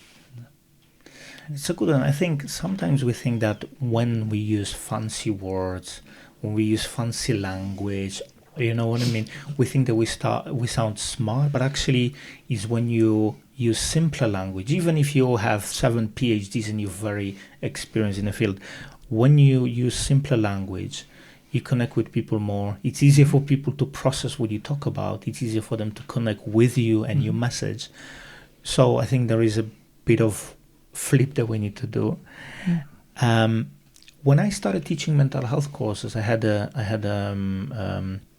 mentoring session with someone, and he told me, talk to them, the people that I'm going to teach, talk to them like they are 12. And he said, but not in a disrespectful, demeaning way, but in a way like you were talking to, if you're trying to explain something to a 12-year-old who has no idea what you're talking about. And that was probably one of the best piece of advice. And I started talking to people like that. Because as you say, there's assumption, well, I know that, it's obvious, probably everybody knows that. But when you start talking about subject that you might be an expert in, you think, okay, I was wrong. Yeah. People don't know that. It's not a common knowledge. Yeah, because no audience member is going to come up to you afterwards and say, sorry, but you were too clear there. Yeah. They're going to come up and say, thank you for being so clear. So yeah, make it as clear, as simple as possible. As long as you're not patronizing your audience, then that's the way to go, because you will then achieve your goal. If you try and use that fancy language, you're going to look and sound like an idiot, but equally you're not going to achieve what you want to, because people won't understand. It comes back to that attention, understanding and recall. They won't pay attention because they'll think this guy's talking rubbish that we don't understand. They won't understand it, and then they won't remember it, or they'll remember it for all the wrong reasons. I agree with what you said about Brian Cox. Totally, 100%. You can start understanding astrophysics and whatever they do. But there's another guy called Neil deGrasse Tyson that I like. Yes. He talks about astrophysics as well in the same sense, in the same way, that you think, oh, it makes sense. It's not wrapped in some fancy PhD language. I can understand what happens with this planet and what a black hole is. And he's got a podcast with a comedian, and they talk about astrophysics with jokes and stuff and guests. It makes total sense, because those two worlds, a comedian who has no idea about astrophysics, and a guy who has a couple PhDs, those two worlds come together and deliver something that an average person, average Joe, who doesn't want to have a PhD in astrophysics, can have a better understanding. I think that's created something magical in there. Definitely. It's a good formula. And I think it's because, like we were talking about, humour connects people. So you've got the comedian in there, but also being able to explain things clearly engages people, doesn't it? You want to listen to people who can explain really technical, complicated things to you in a really simple way. So that podcast idea of having the comedian and the expert, the humour and the simplicity and clarity, that's gold dust in terms of connecting with audiences. Yeah, definitely. We're talking about getting nervous, and you probably heard a piece of advice that were going around is, if you're nervous on stage, imagine the people in first row are naked. What do you think about that? Oh, well, I love all of my audiences, but some of the audiences I've had, I probably wouldn't want to imagine them naked in the front row. I think going beyond the humour of that, it's about, again, it comes back to this social thing of like taking the power away from the audience, because psychologically, biologically, we believe audiences have a lot of power over us to judge us, to make us feel. So by taking off their clothes, we suddenly take off their armour and they're not as strong and not as powerful. So I think there's a lot in it, and then you can extrapolate from that to kind of, well, how else can you make your audience not as big and not as scary? So like we talked about, getting to know them, giving them a smile, but ultimately serving them and making sure your content is what they need or want to hear. Or if your message is something that they're perhaps not so positive about, it's a difficult message you've got to get across, getting it into a format that they find acceptable, using techniques to make sure that they open their ears and they want to hear what you've got to say. I think Barack Obama is a great example of that. I mean, being president of the United States is a tough job on any day, but when you've got issues like gun control and fertility treatments and things like that, and people at very different ends of spectrums on those topics, but you've got to give speeches and bring them together on these topics and kind of get some kind of consensus. He's really good at that, and one of the techniques he uses is finding common ground early on, so making statements that people can all agree with. So things like people have the right to free choice, etc. So he'll talk about those kind of things before then going into, well, we have the right to choose whether we own a gun or whether we go down certain fertility routes and those sorts of things. Those kind of techniques are really valuable and really useful, and they're very similar to imagining your audience naked in the front row, because they disarm the audience. They're about making sure that the audience is in the right mindset, both in your vision and in their own heads, to hear what you've got to say. It sounds funny. It sounds like a sort of funny piece of advice. I don't think that would help me if I started No. imagining everybody naked. No. I think that would be more distracting for me. I mean, especially if you have somebody in the first row that you find particularly attractive. You'd be Yeah. like, I think my mind would go totally different way. Yeah, yeah. I wouldn't be there delivering a speech. I'll be thinking about something else. Holiday, us being on the beach, whatever. Marriage, the rest of your life. Exactly. Yeah, it could be. Having little Sams running around. Brilliant. Terrible. Oh my God. Is there somebody, do you have a speaker that you look up to, or maybe speakers, somebody that is an example for you? Yeah. There's the more common ones, and the ones that I use regularly are like the Barack Obamas. Mhm. So I mean, he's got great speech writers, I'm sure, but he's also very good at the delivery side of things, and the way, as I say, he's got one of the most challenging public speaking roles on the planet, bringing such a diverse country together and unifying and doing that regularly in the amount and the volume of speaking. Steve Jobs is another one that I go to very regularly for examples of techniques. So we talked a bit about the science of public speaking and the different techniques you can use, and you go through Steve Jobs, particularly his product launches, and it's like bingo. You can go spot that technique, and so I'm often clipping up those videos for sort of how he sells and shares ideas and new products in there.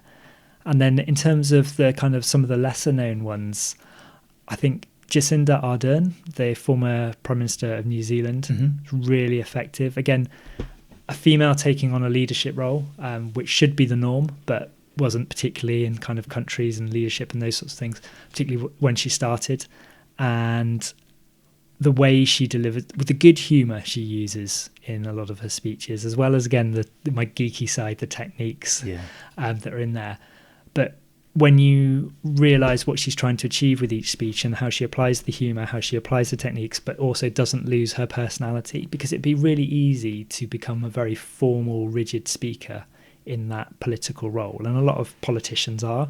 Yeah, and it's they're almost not very engaging. Inhuman, aren't they? It's really hard to connect with them. Yeah, and I think part of her success, beyond her absolute talents in her role, was when she was speaking and communicating, she came across very much as herself and as a mother and a prime minister and a female leader of a wonderful country and things like that. And it all came across in there, and that made her a more effective speaker. And so I use a lot of her clips for both the techniques and then also the delivery side of things as well. And then the final one I've got to give a special mention to, especially as I've mentioned Steve Jobs, is Bill Gates, who, the Mac and the PC side of things. Yeah, and it's very easy to class Bill Gates as the less fun PC Microsoft element to Steve Jobs' Mac Apple side of things. But he is a really engaging public speaker too. He's done obviously lots of speeches and presentations. He's the guy linked to the development of PowerPoint. But he's very engaging in his TED Talks, and particularly using props for me, which is interesting when he's developed, as I say, PowerPoint and slides. And there's a great TED Talk he does about the impact of malaria, and he uses live mosquitoes as his prop in there. And I think I would assume, as many great speakers, he's worked very hard at developing his public speaking skills, but when he's essentially competing with someone like Steve Jobs on the Apple side of things, it's really impressive what he's achieved and what he continues to do with his public speaking delivery. So check that one out. I don't think I've seen many of his actual talks, only like clips of products being announced. And I have to say, publicly, I'm not a big fan of Microsoft. So maybe that's why but let's not go down that route. As you were talking about TEDx and skills, there is a TEDx talk. I can't remember the name of the guy, but what he does, he delivers a speech brilliantly without saying anything. He talks about what he's going to say. So for example, he talks about the techniques that he uses. So he says, and now I'm going to lower my voice, so then you pay more attention. It's fucking brilliant. Yeah. I don't know if you've seen it maybe. It's brilliant. I can't remember his name. I can't remember his name either, but yeah, it's spot on. And again, the geeky side of me, the techniques, I'm like, wow, I love it.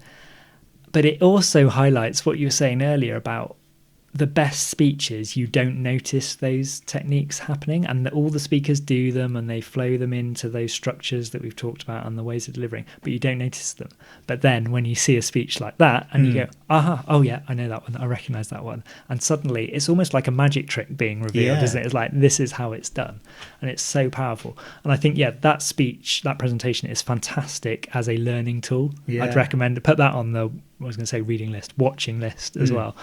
And get in there, because you'll suddenly realise what speakers do, but also how achievable it is as well. And we're talking about the steps and growing and developing. You could learn 15 steps there that you could incorporate into your next TED Talk or Toastmasters talk really, really quickly. And it's so brilliant because he's not saying anything, but you want to watch. He grabs you. You want to know more. You want to listen and see what happens next. It's so brilliant. But even like using your voice, tone of voice, it makes such a difference, doesn't it? You can grab so much attention. There's another guy, can't remember, his first name is Vin. I don't know if you see him on social media. I think he's originally Chinese, if I'm not mistaken, but he lives in Australia. And he talks about public speaking in terms of music, because he's has background as being a musician, and he talks about tone of voice, for example. He says you can talk about like that, you can talk like that for an hour, and then but your brain is going to switch off, and you can talk like music, more melodically, and then people get more engaged and it's more interesting.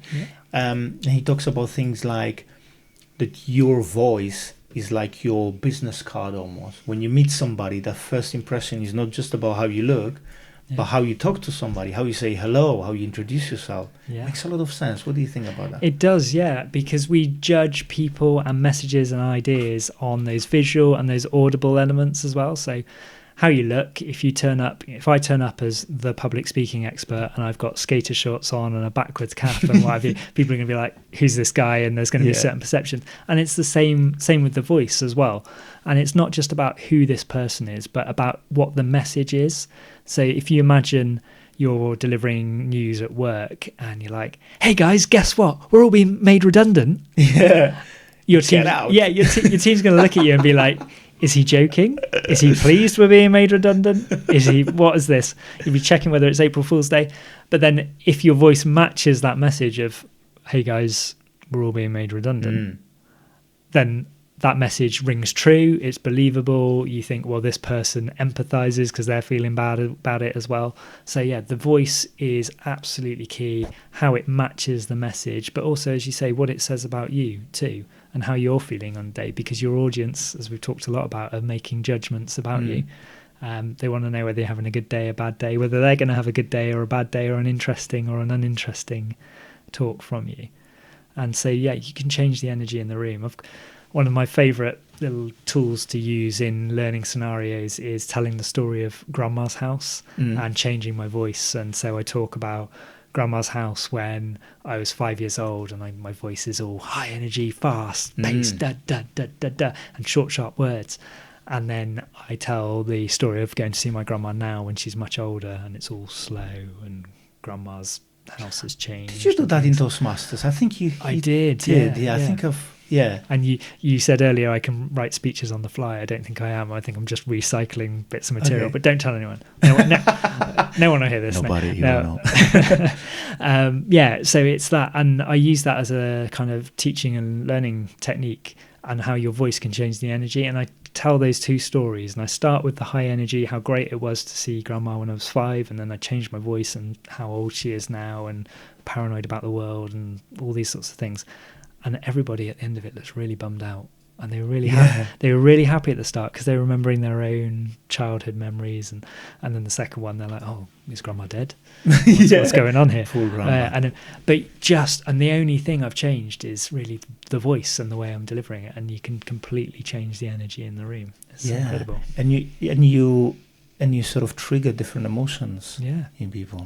Yeah, definitely. And that combination of the content and the voice, then you can take people wherever you want them to, and you can tell them short stories, and depending on the voice you're using and the things you say, you can either transport them to different worlds, make them feel different emotions. And it's quite a powerful thing to be able to do, and I think that's why so many people are keen to develop their speaking skills and would like to be good at it, because you have an element of control over people as well. Not in a scary way, you know. With great power comes great responsibility. You should use it wisely. But yeah, stories are so effective at doing that particularly. There's lots of experiments where they have shown films and read books to participants and monitored their brain activity whilst they're doing it. And the parts of the brain that light up are linked to the emotions that the characters are feeling in the stories. Wow. And so we actually biologically feel these emotions. And so stories are so powerful, we can actually get people to feel things by telling them stories about characters experiencing great joy or great loss or whatever it might be. So that's why it goes to the point that sometimes we cry when we watch movies. Yeah, absolutely. I remember when my mother, I can't remember how old I was, but I was a kid and my mother was watching a movie and she was crying, and I asked, "Mommy, why do you cry?" And she said, "Because it's a beautiful movie." And I was so confused. I'm like, if it's a beautiful movie, then why are you crying? Yeah. Because as a kid, I thought crying means something bad happened. Only now I understand that beautiful movie might be about connection between two people, or maybe somebody is sick, but there's another person who supports them, whatever. Yeah. It can be a million different things. Yeah. But then I was like confused. What do you fucking mean? A beautiful movie and you're crying? Come on. Yeah, but stories are brilliant like that because they can be so therapeutic as well, because you can live out worlds and fantasies, and like as those brain experiments have shown, actually kind of feel those emotions and those experiences that you would never normally experience. Like, most of us don't want to go to war, but we might have enjoyed watching Saving Private Ryan or whatever, and so we can live out those kind of dreams in a safe way, in a safe sense, and and cry at films or laugh at films or fall in love with boys and girls and things like that. I love the example that you have given, and we're getting fired. It's almost like if somebody came from sort of the other perspective and said, "You're getting promoted," you'd be like, something doesn't ring true. What's going on? You're pulling my leg. What happened? Absolutely. And that person's not happy about the promotion. And again, if you want to be an effective speaker, you've got to match those things perfectly. What are your other favorite tools when it comes to public speaking in a broad sense that you like to use and teach? In terms of the delivery then, because I think we're talking about the voice and things like that, it's about movement around the stage, and you talked about walking, because often visually the biggest giveaway of nerves is what your feet are doing, and your feet might be rooted to the spot, which can sort of imply that someone's so scared they're just frozen and they don't want to move. Equally, I've seen people who have lots of nervous energy and they've just walked on the spot, and they've walked about 10 kilometers during the presentation but not actually moved anywhere. And there's one guy who the tapping of his feet was like on the floor was more distracting than anything, and no one was listening to what he was saying because of the tapping of the feet. So movement is absolutely key, because you can use your nervous energy, let it off by moving around the stage, and at the same time your audience will look at you and go, "Oh, this guy's confident, he's happy to take a few steps to the left and a few steps to the right," and what have you, and do that. But you can then take it to sort of level 2 and even further, and use your movement around the stage to add to your message. So thinking about, if you're presenting two sides of an argument, you could present one side on one side of the stage and then move to the other side of the stage to present the other side of the argument. Or if you're telling a story, you could kind of move across the stage in a sort of timeline format. And this is great because it gives our audience something more to grab their attention. It's a visual element as well as just listening to your voice, and helps them to understand, to remember the message, and grab their attention. Attention, understanding, and recall. They're all there again. Definitely. I have done some snooping around your website. Oh dear. What have you found? You have quite a few programs that in your portfolio that you teach. For example, oh my God, my English just ran away. Sales presentation skills, speaking for a change, presenting without PowerPoint. I like that. Storytelling skills for business. So these are just a few examples. You have many, many more. The one that grabbed my attention was media training for sports people. Yes. And there is one of the section that you teach during that course was the 5 questions that every interviewer will ask. And I started sweating and I started thinking, are those the questions that I'm going to ask? Or Rich is going to think, I've been on that podcast, it was fucking shit. What are those 5 questions? Oh, well, those questions are often around particularly with people in the media and sports people, the difficult questions that you're going to get asked. So the ones that will create headlines, because ultimately when you are being interviewed for something,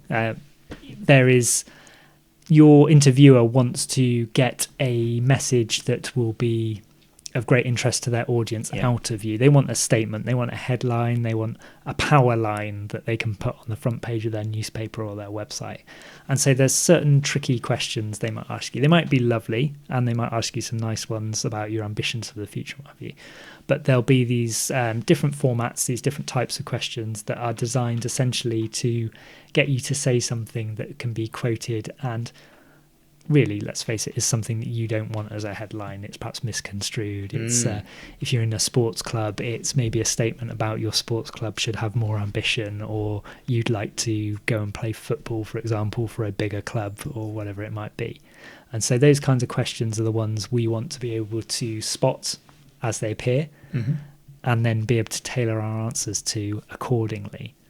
And as we've talked about, the question won't always sound the same. Like presentations have different structures and different wording depending on who presents them. The interviewer might word them differently. So it's all about looking out for those little signals that are the questions that will trip you up.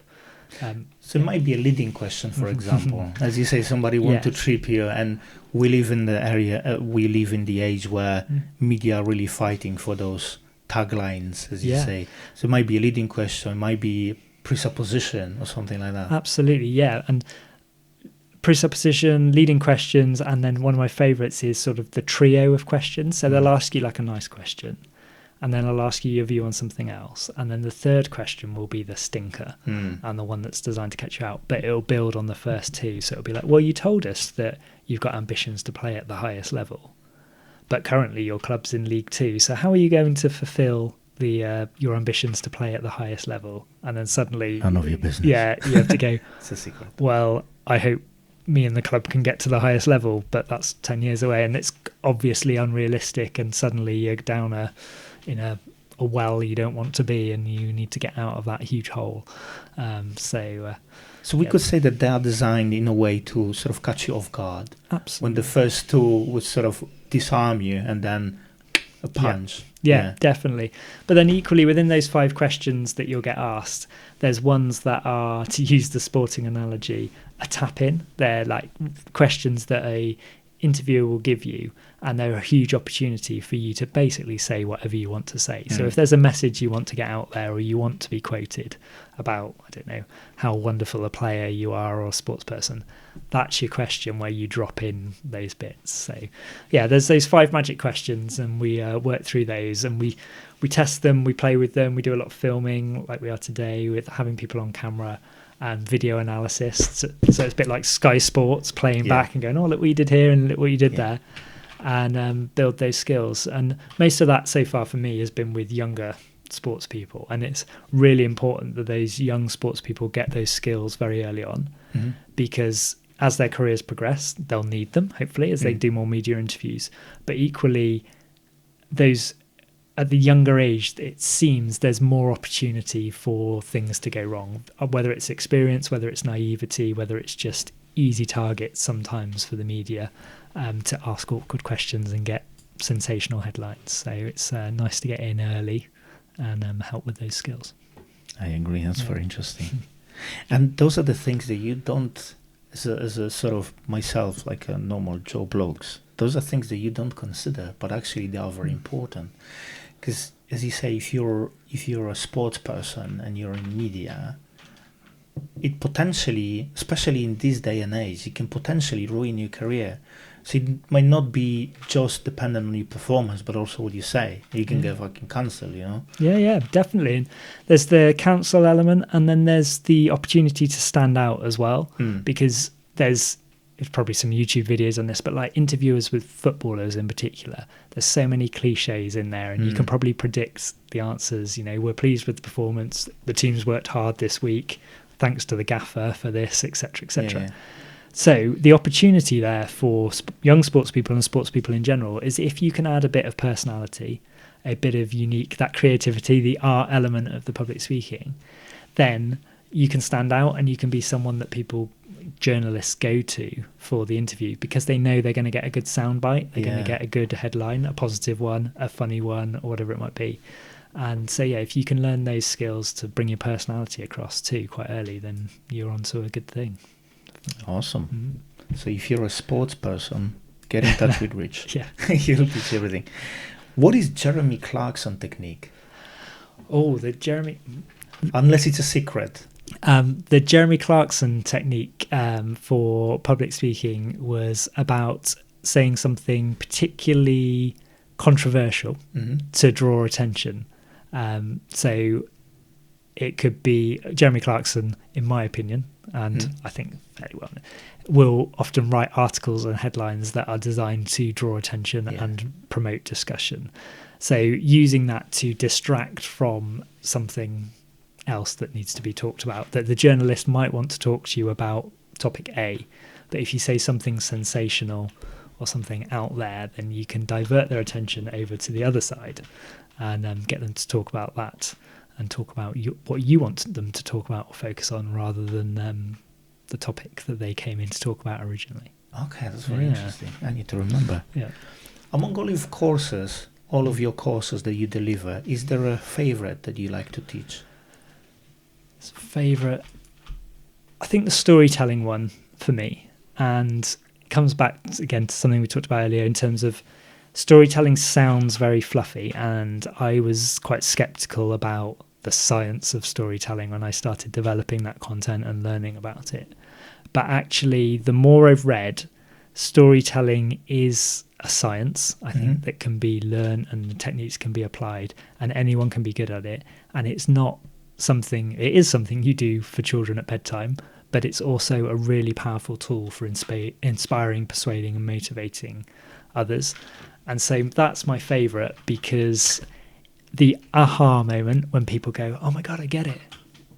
Storytelling's really useful and I could use it in my job like this and I could do this. And I don't have to be Jeremy Clarkson or Stephen Fry or a great storyteller to make it work if I just use these techniques.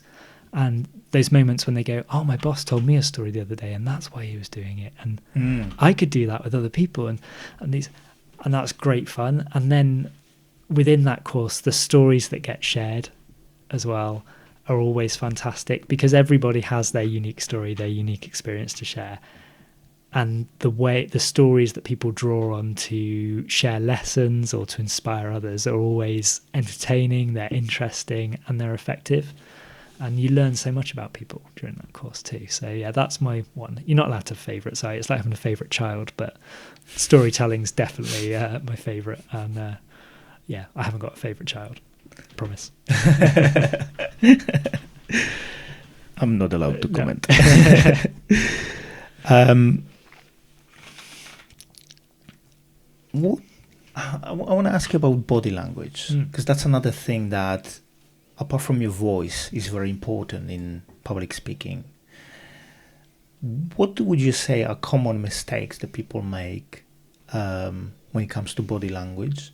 And what are the tips you would give to somebody starting public speaking?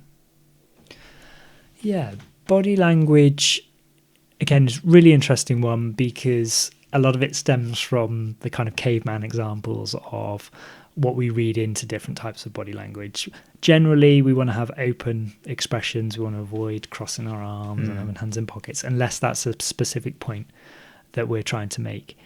But the biggest challenge I often encounter with people with body language is repetitive body language. So once you've overcome what we call the sort of the basic or simple things of don't put your hands behind your backs and don't put your hands in your pockets and make eye contact, it's often when the adrenaline's pumping and we're presenting, we all have a favourite bit of body language, a favourite gesture or a favourite movement that we repeat.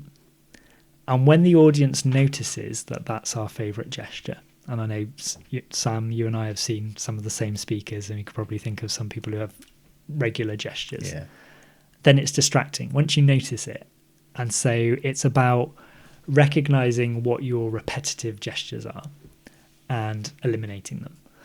The best way to do it is obviously to film yourself and to watch it back, and then you quickly spot it. But also when you're writing your presentations and developing your content, plan out what your body's doing, what your body language is doing, because your body language should always be enhancing your message, not distracting or detracting from it. So as you've got that script or your initial slides and points you're going to make, you can go through and do some annotation of, well, actually, I'm going to walk over to the other side of the stage here, or I'm going to make a big wide open arms gesture, or I'm going to count out the points on my fingers, or I'm going to act as if I'm one of the characters in my story, and start plotting it in. And as we've talked about with small steps, it's not about being the finished article on your next presentation when it comes to body language, but push yourself to add in a character in a story or to make a certain gesture in your next speech that's relevant and useful, and then take it step by step and develop and build that body language. You know what? I'd never thought about that. That we all have. It makes sense. I never thought about that we all have the one gesture that we go to that's repetitive, and it can be distracting to the audience. Yeah. That's a really good piece of advice. I need to think about that. What is mine? Have you noticed anything? What have I know? You've got a good chin rub. Really? I've seen your chin rub a few times. But I think that's because you're fantastic about with checking if my beard is still there. Oh yeah, the beard is always shiny. But I think you're fantastic as well with rhetorical questions.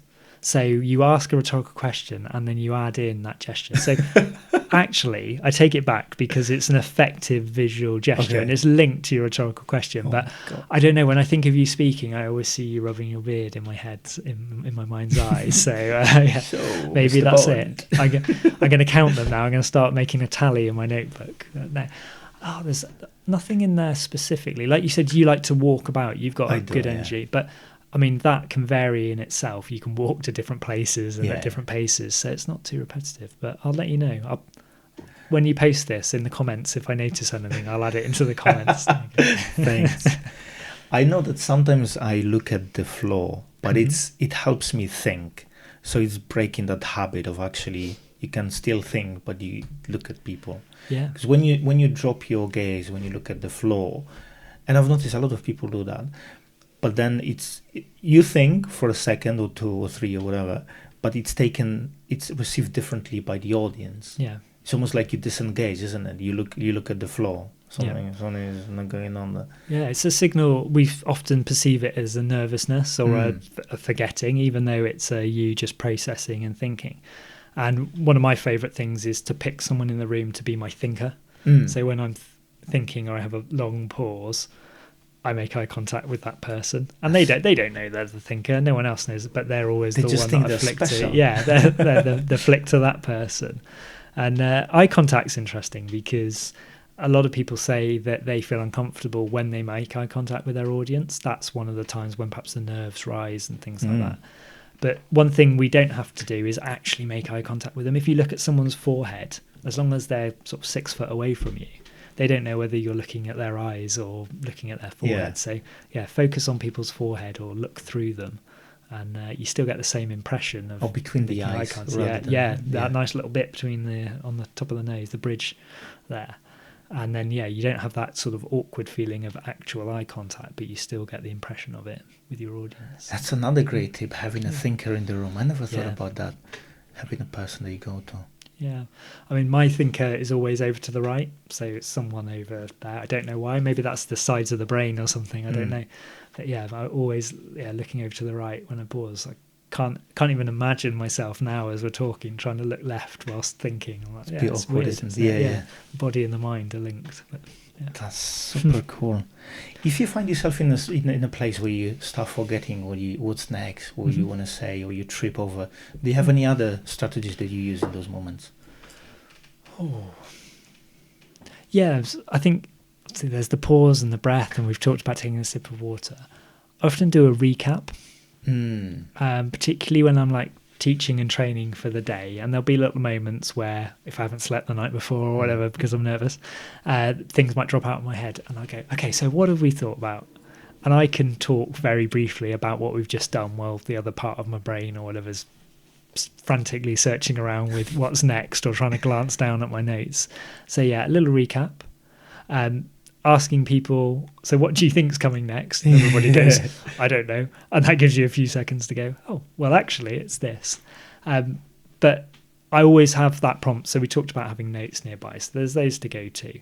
But as I say, one of my favourites is to sort of bury my prompts in either slides or items, or if I have props and things. So all I have to do is look to my next prop and go, right, I'm going to talk about this water bottle or whatever it is, and that prompts me onto the next section. So, but yeah, a recap really is the one for me. That's my go-to. That's interesting. If I have a recap now, when you see me speak, you know that I'm struggling.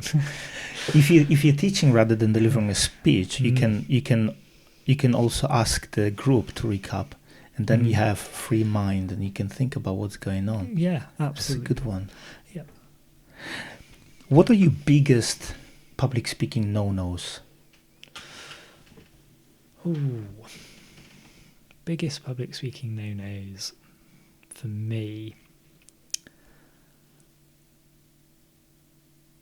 I don't know whether it's a no-no. For me as an audience member, I dislike arrogance, and I know it sounds obvious, doesn't it? But yeah, that coming on and instantly going into absolute high energy, right? And I don't know whether this is personal. I need to contemplate this perhaps a bit deeper. But when a speaker comes on and they're super high energy from that first line, I feel like I don't know you. I don't know what we're talking about, and that always feel, for me personally, I need that little bit of build up to it. I don't like my kind of if you think comedians, Michael McIntyre coming out and being absolutely over the top. I like more of a build, and we build the engagement and the rapport. So in terms of stylistically, I like a speaker that kind of builds the engagement, builds the energy, and then will take me on a journey or through an exciting point or whatever it might be. In terms of the delivery side of things, I think for me, no-nos are crossing of legs. Right, so I've seen this a few times in the past 6 months. It's a nerves thing, but the crossing of like feet as you're standing up. So your bottom half essentially looks like a mermaid, like a mermaid's tail. And then people rock from side to side while they're doing that. And I actually saw someone completely fall over because once your legs are crossed as well, then you've got no balance, and so you go. So yeah, that's a no-no in terms of the delivery. So energy no-nos are too high at the start for me personally. The delivery is the crossing of the legs. In terms of the content, it's anything that will offend or disgust your audience. And you might think that sometimes it's useful to offend or disgust, to kind of shock, but I think there's definite limits. And part of now with social media and things online, we're so declimatized to things that nothing can shock us, that things are becoming more and more shocking. And I think as speakers and presenters, we shouldn't see that as a challenge. What we should see the challenge as is how to get our messages across in a safe and comfortable way, rather than a way that will drive extreme disgust or extreme terror or extreme fear. Because if you need to put extreme fear or terror or disgust into people to get them to motivate them or inspire them, then you're probably not doing it right. I totally agree with you. And even looking politically, like I feel like there's a lot of divide between left and right, different parties, and people hate the other side. And I always make these assumptions and talk about the other side. So you're on the left, you must be this, and that. You're on the right. But as long as we are like that, we'll never find a way forward, because both sides have to step in the middle and start talking to each other like the other side is actually people. I don't know if you look at that. So I'm with you. I'm the same. If you're really skilled, speaker, you will be able to get the message and get people on your side and convince them of something. I've seen Paul McCann live a few months ago. He's fucking brilliant. Not only he's a great hypnotist, he's the funniest bloke ever. Like, he was on the stage having fun. And he managed to deliver what he was supposed to deliver. He did a few, sneaky tricks on us, and the whole experience was really, really cool. But he was very personable, even though he's the guy who has written so many books, and I've read his book when I was a teenager back in Poland. I didn't feel like he was somewhere up there, and I was just a peasant, watching him. Please, master, teach me. it was like, I felt like we're on the same level. Yeah. And at the end, if you wanted to take a picture, everybody form a line on one side of the stage and can take a picture. Everyone from the stage, not selected people. He was there. If you wanted him to sign a book for you, he would do that as well. And all the time he was very pleasant, like with every person. And I really like that. Yeah, and that connection is what makes public speaking so powerful. And as you said at the start there, people are using this tool of communication and speaking and presenting now to try and divide audiences into polar opposites. But it's, I don't want to describe public speaking as a weapon. It's a tool, and we need to use it in the right way. And the Paul McKenna approach, connecting, building community, building memories and things and experiences, is the way to do it, rather than the more divisive things that we're seeing politically now, and it being used to that sense. And I hope in 100 years' time, the speakers will remember or revere will be those that are using presentation skills and public speaking to bring people together rather than drive them apart. So the Paul McKenna, the Zelenskys and others of this world that are going for unity rather than division. Yeah, definitely. I look at myself similar. I'm not trying to, think like I'm God knows what. But whenever I speak or whenever I do a piece of content or something, I always think about, I don't think the world needs another asshole. Like you see a lot of content on YouTube, for example, on social media, like people shit on each other because that gets attention. Yeah. So you have accounts, for example, people just making videos. Oh, I have, what's the word? I have uncovered this secret about this person, whatever, and it's full of bullshit, only just to get views. And I think the world doesn't need another asshole. What we need is people who actually bring other people together. Yeah. Something that we can, learn from each other. Definitely, because those more divisive things, what do they create? They just create more negativity. Yeah. So you might get the views, might get more viewers, but you're just making more negativity. Whereas if you're using it for the right reasons to bring people together, then the ripples are going to be positive ripples from your speaking and your presenting. Yeah. So, I mean, everything we've talked about today, and I hope is used for good. And that's why I do what I do. And that's why I love both public speaking and what I do. It's because if you master these tools and use them in the right way, you can change the world. Don't Donald Trump it, depending on your political views.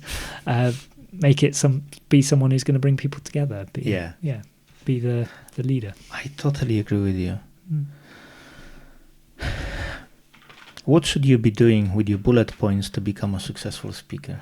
That's a question from your website as well. Yeah, what should you be doing with your bullet points? In lots of cases, you should be ditching them. I mean, I love my bullet points. I know, I love bullet points as well, but we talked about attention and things that are new and unusual, and how many bullet points have you seen in your lifetime? And it's true. Yeah, and bullet points encourage long sentences and text, because text follows a bullet point, doesn't it?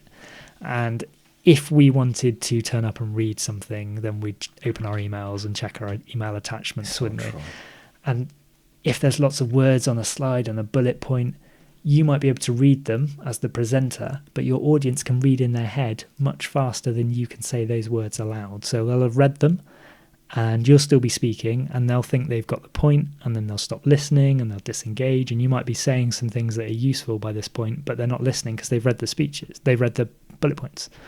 So fewer bullet points, the better. The fewer words on your slide, the better, because it's all about your voice, and then the visual elements should be supplementing that. And they don't have to be lots of words. They can be images, they can be colours, they can be blank screens even, they can be props.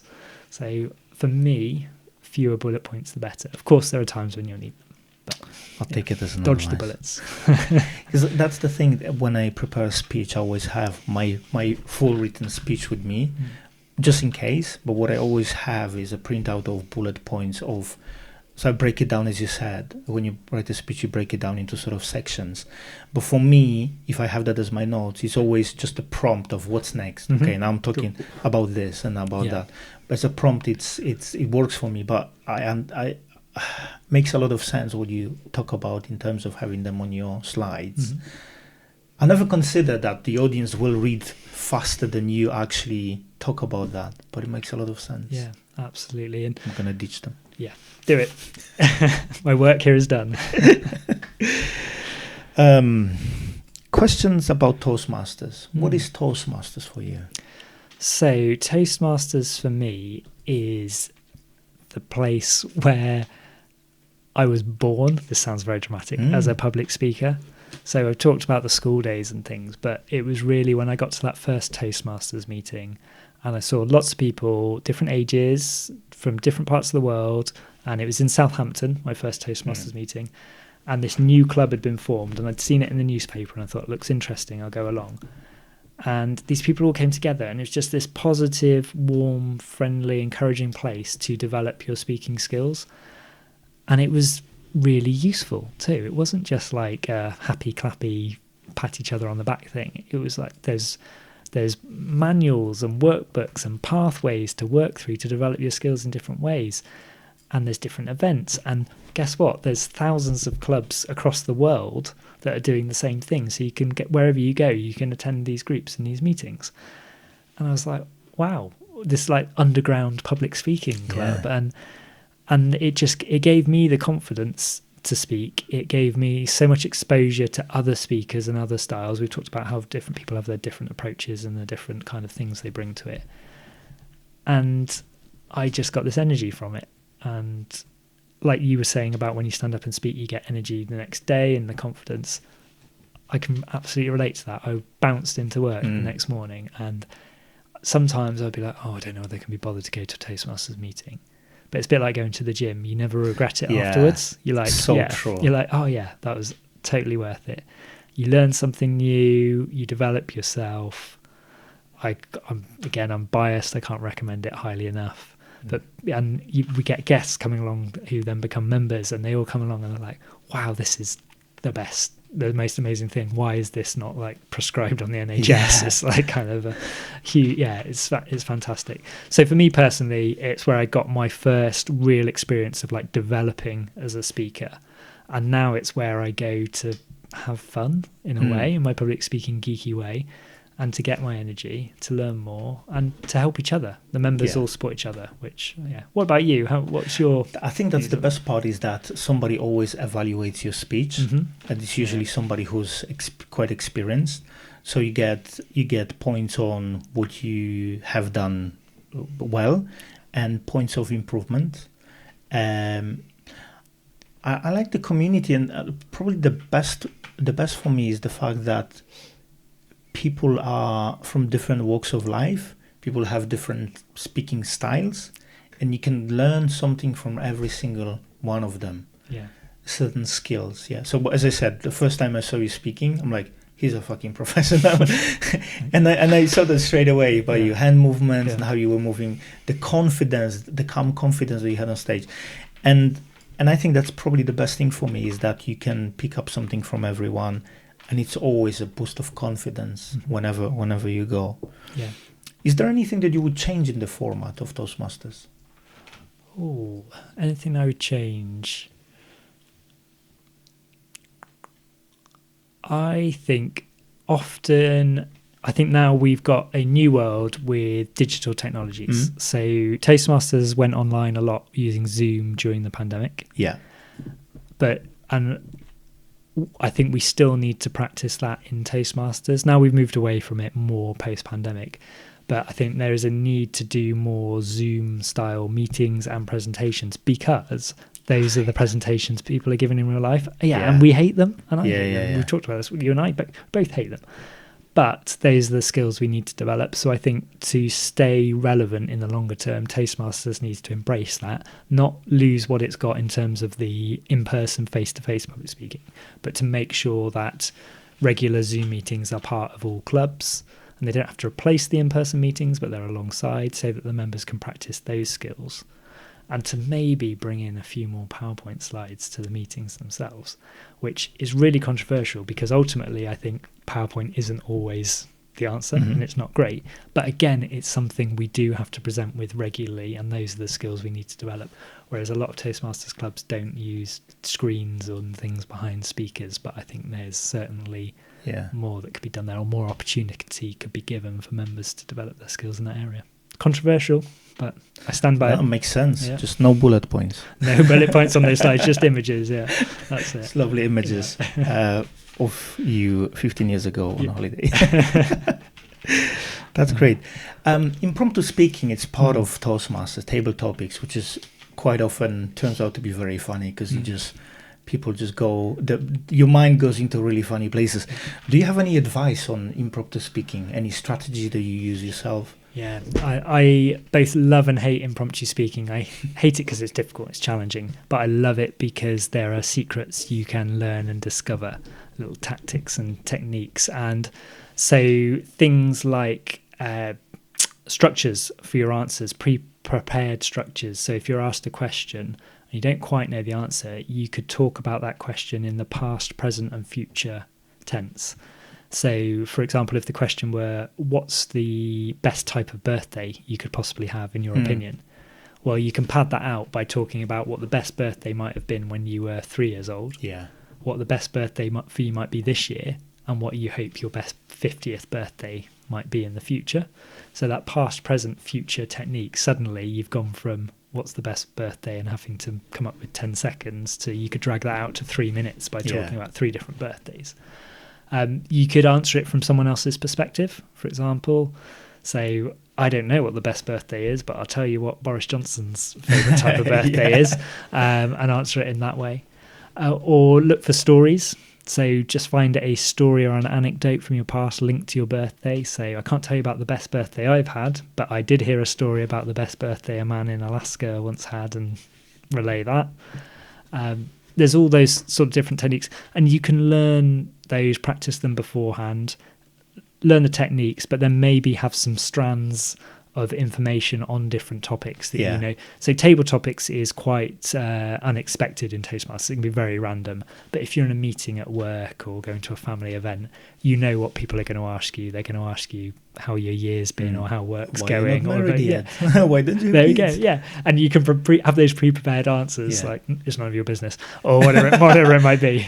Grandma, shut up. Yeah, don't say that. Yeah. But you can have those, and you can prepare them. So those pre-prepared strands as well in real life are much more useful, and do a little bit of rehearsal on them. And they don't have to be word perfect, but if you're practiced at talking around those topics, then you can tell grandma to shut up in lots of different ways and do that. Yeah, so that's it. I've learned to stall as well, stalling techniques, because what I've learned is, especially if you feel anxious about impromptu speaking, I found that you almost go into that explanation mode and you become very logical. Like the last time we had, maybe not last time, but we had somebody had random objects and sell this object or tell a story about it. And I found that when you feel a bit anxious, your brain goes into, and you logically think about the object and you start talking, and it's usually quite boring unless you're really skillful. So what I've learned to do is stalling so that you have a moment to think, or take it to completely ridiculous place. Like I had a hand sanitizer and I said it was a secret weapon or something like that, whatever. But what you would do is, for example, I can't believe you given me this subject. Oh my God, since I was 12-year-old boy, I was always wanting to talk about this subject. So you give yourself a few seconds to really think about what you want to say. And when you start BSing like that, it almost pulls more thoughts out of your head, and you start rolling, and you get to the place where you start talking about that. Absolutely, yeah. Words inspire more words. Yeah, from that, that's a good saying. And there was a chap who was in the Toastmasters Club in Southampton, and whenever he did table topics, he got invited up to speak, and he would take the longest possible route from his chair round to the stage. So even if he was in the front row, he'd walk all the way around the back of the room and back, which gave him at least another 10 seconds. So, yeah. The best table topics I've seen in my life was a guy I was a member, I think in Bath Spa previously. I've been a member of a few clubs. And a guy who was a visitor, and they encouraged him to go on stage and do impromptu speaking, do table topics. But he said he was visibly anxious, and he said, I don't have anything to talk about. But he did it. And you know what he did? He stood there for 2 minutes and looked at everybody and didn't say fucking anything. And at the end, he got a really massive round of applause, because even though he didn't know what to say, he stood, he sort of faced that fear, stood in front of a group of people, and survived. And I can only imagine how much of a boost of confidence that was. Yeah, and that's the best advert for Toastmasters, is that nearly every member you meet has a story like that, their own version of that story, from things like speech impediments they struggle with, things that had gone wrong at work, and then they'd come to Toastmasters to develop the skills. Those moments of completely freezing, but then they've moved beyond it thanks to Toastmasters. And I think, it's a really well kept secret, which I shouldn't say when I was looking after the marketing and PR last year.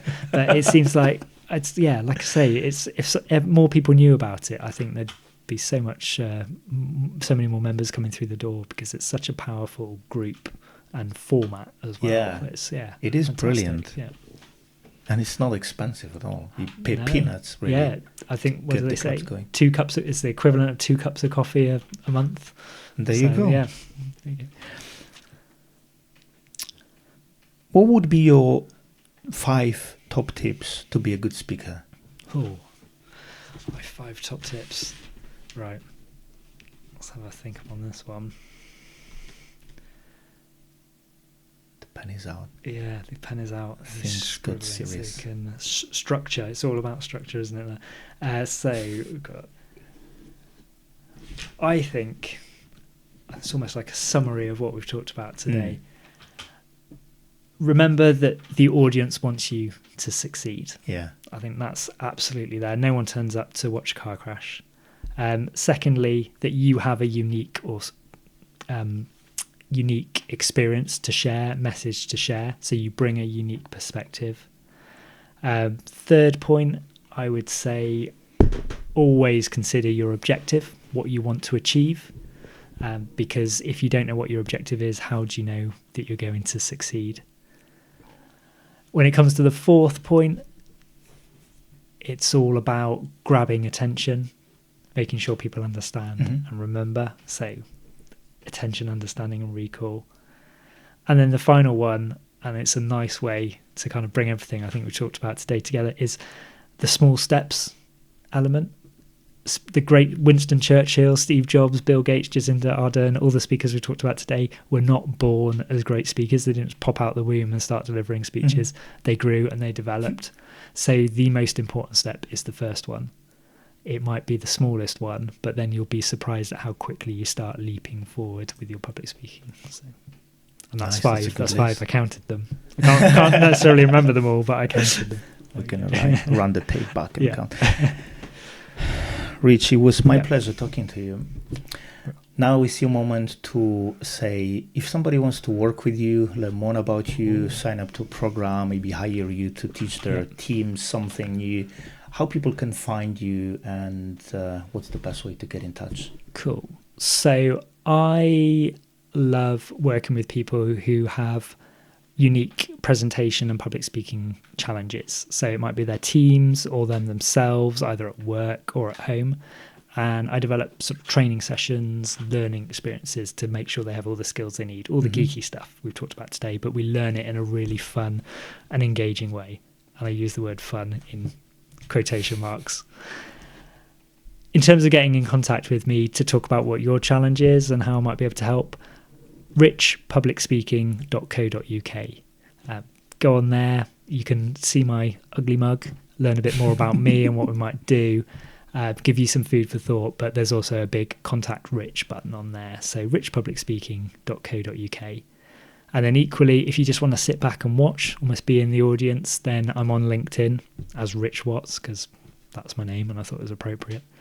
And definitely from the end of this month onwards, there's going to be lots more content, because I've been very poor at making content and sharing all the geekery going forward. So you'll be able to get videos and infographics and general thoughts, and again, more pictures of my little face there, all on a public speaking theme going forward. I'm looking forward to that, because you're a good teacher. You also have a blog on your website, don't you? Public speaking blog. I do, yes. So that's full of articles on top tips on things, different techniques, a few thoughts. I've been experimenting with AI in public speaking as well. So there's regular updates there. And newsflash, in a few weeks there'll be a nice page that's richpublicspeaking.co.uk/value, and I'm just going to put all the articles, all the infographics, all the videos there in like one big library. So that will be the place to go. So /value will get you to that. Awesome. shortly. I'm definitely going to be there. Cool. I'm definitely going to be there. Thank you so much for this podcast experience. I've really enjoyed it. I've talked far too much on things I probably know not enough yet about and when it comes to public speaking, but I've thoroughly enjoyed it, and I love the back and forth, the discussion, and just the opportunity as well. So thanks so much, Sam. I enjoyed talking to you very much as well, so Cool. Thank you very much for coming. I hope we'll have a chance to do it at some point again in the future. Yeah, let's do part 2.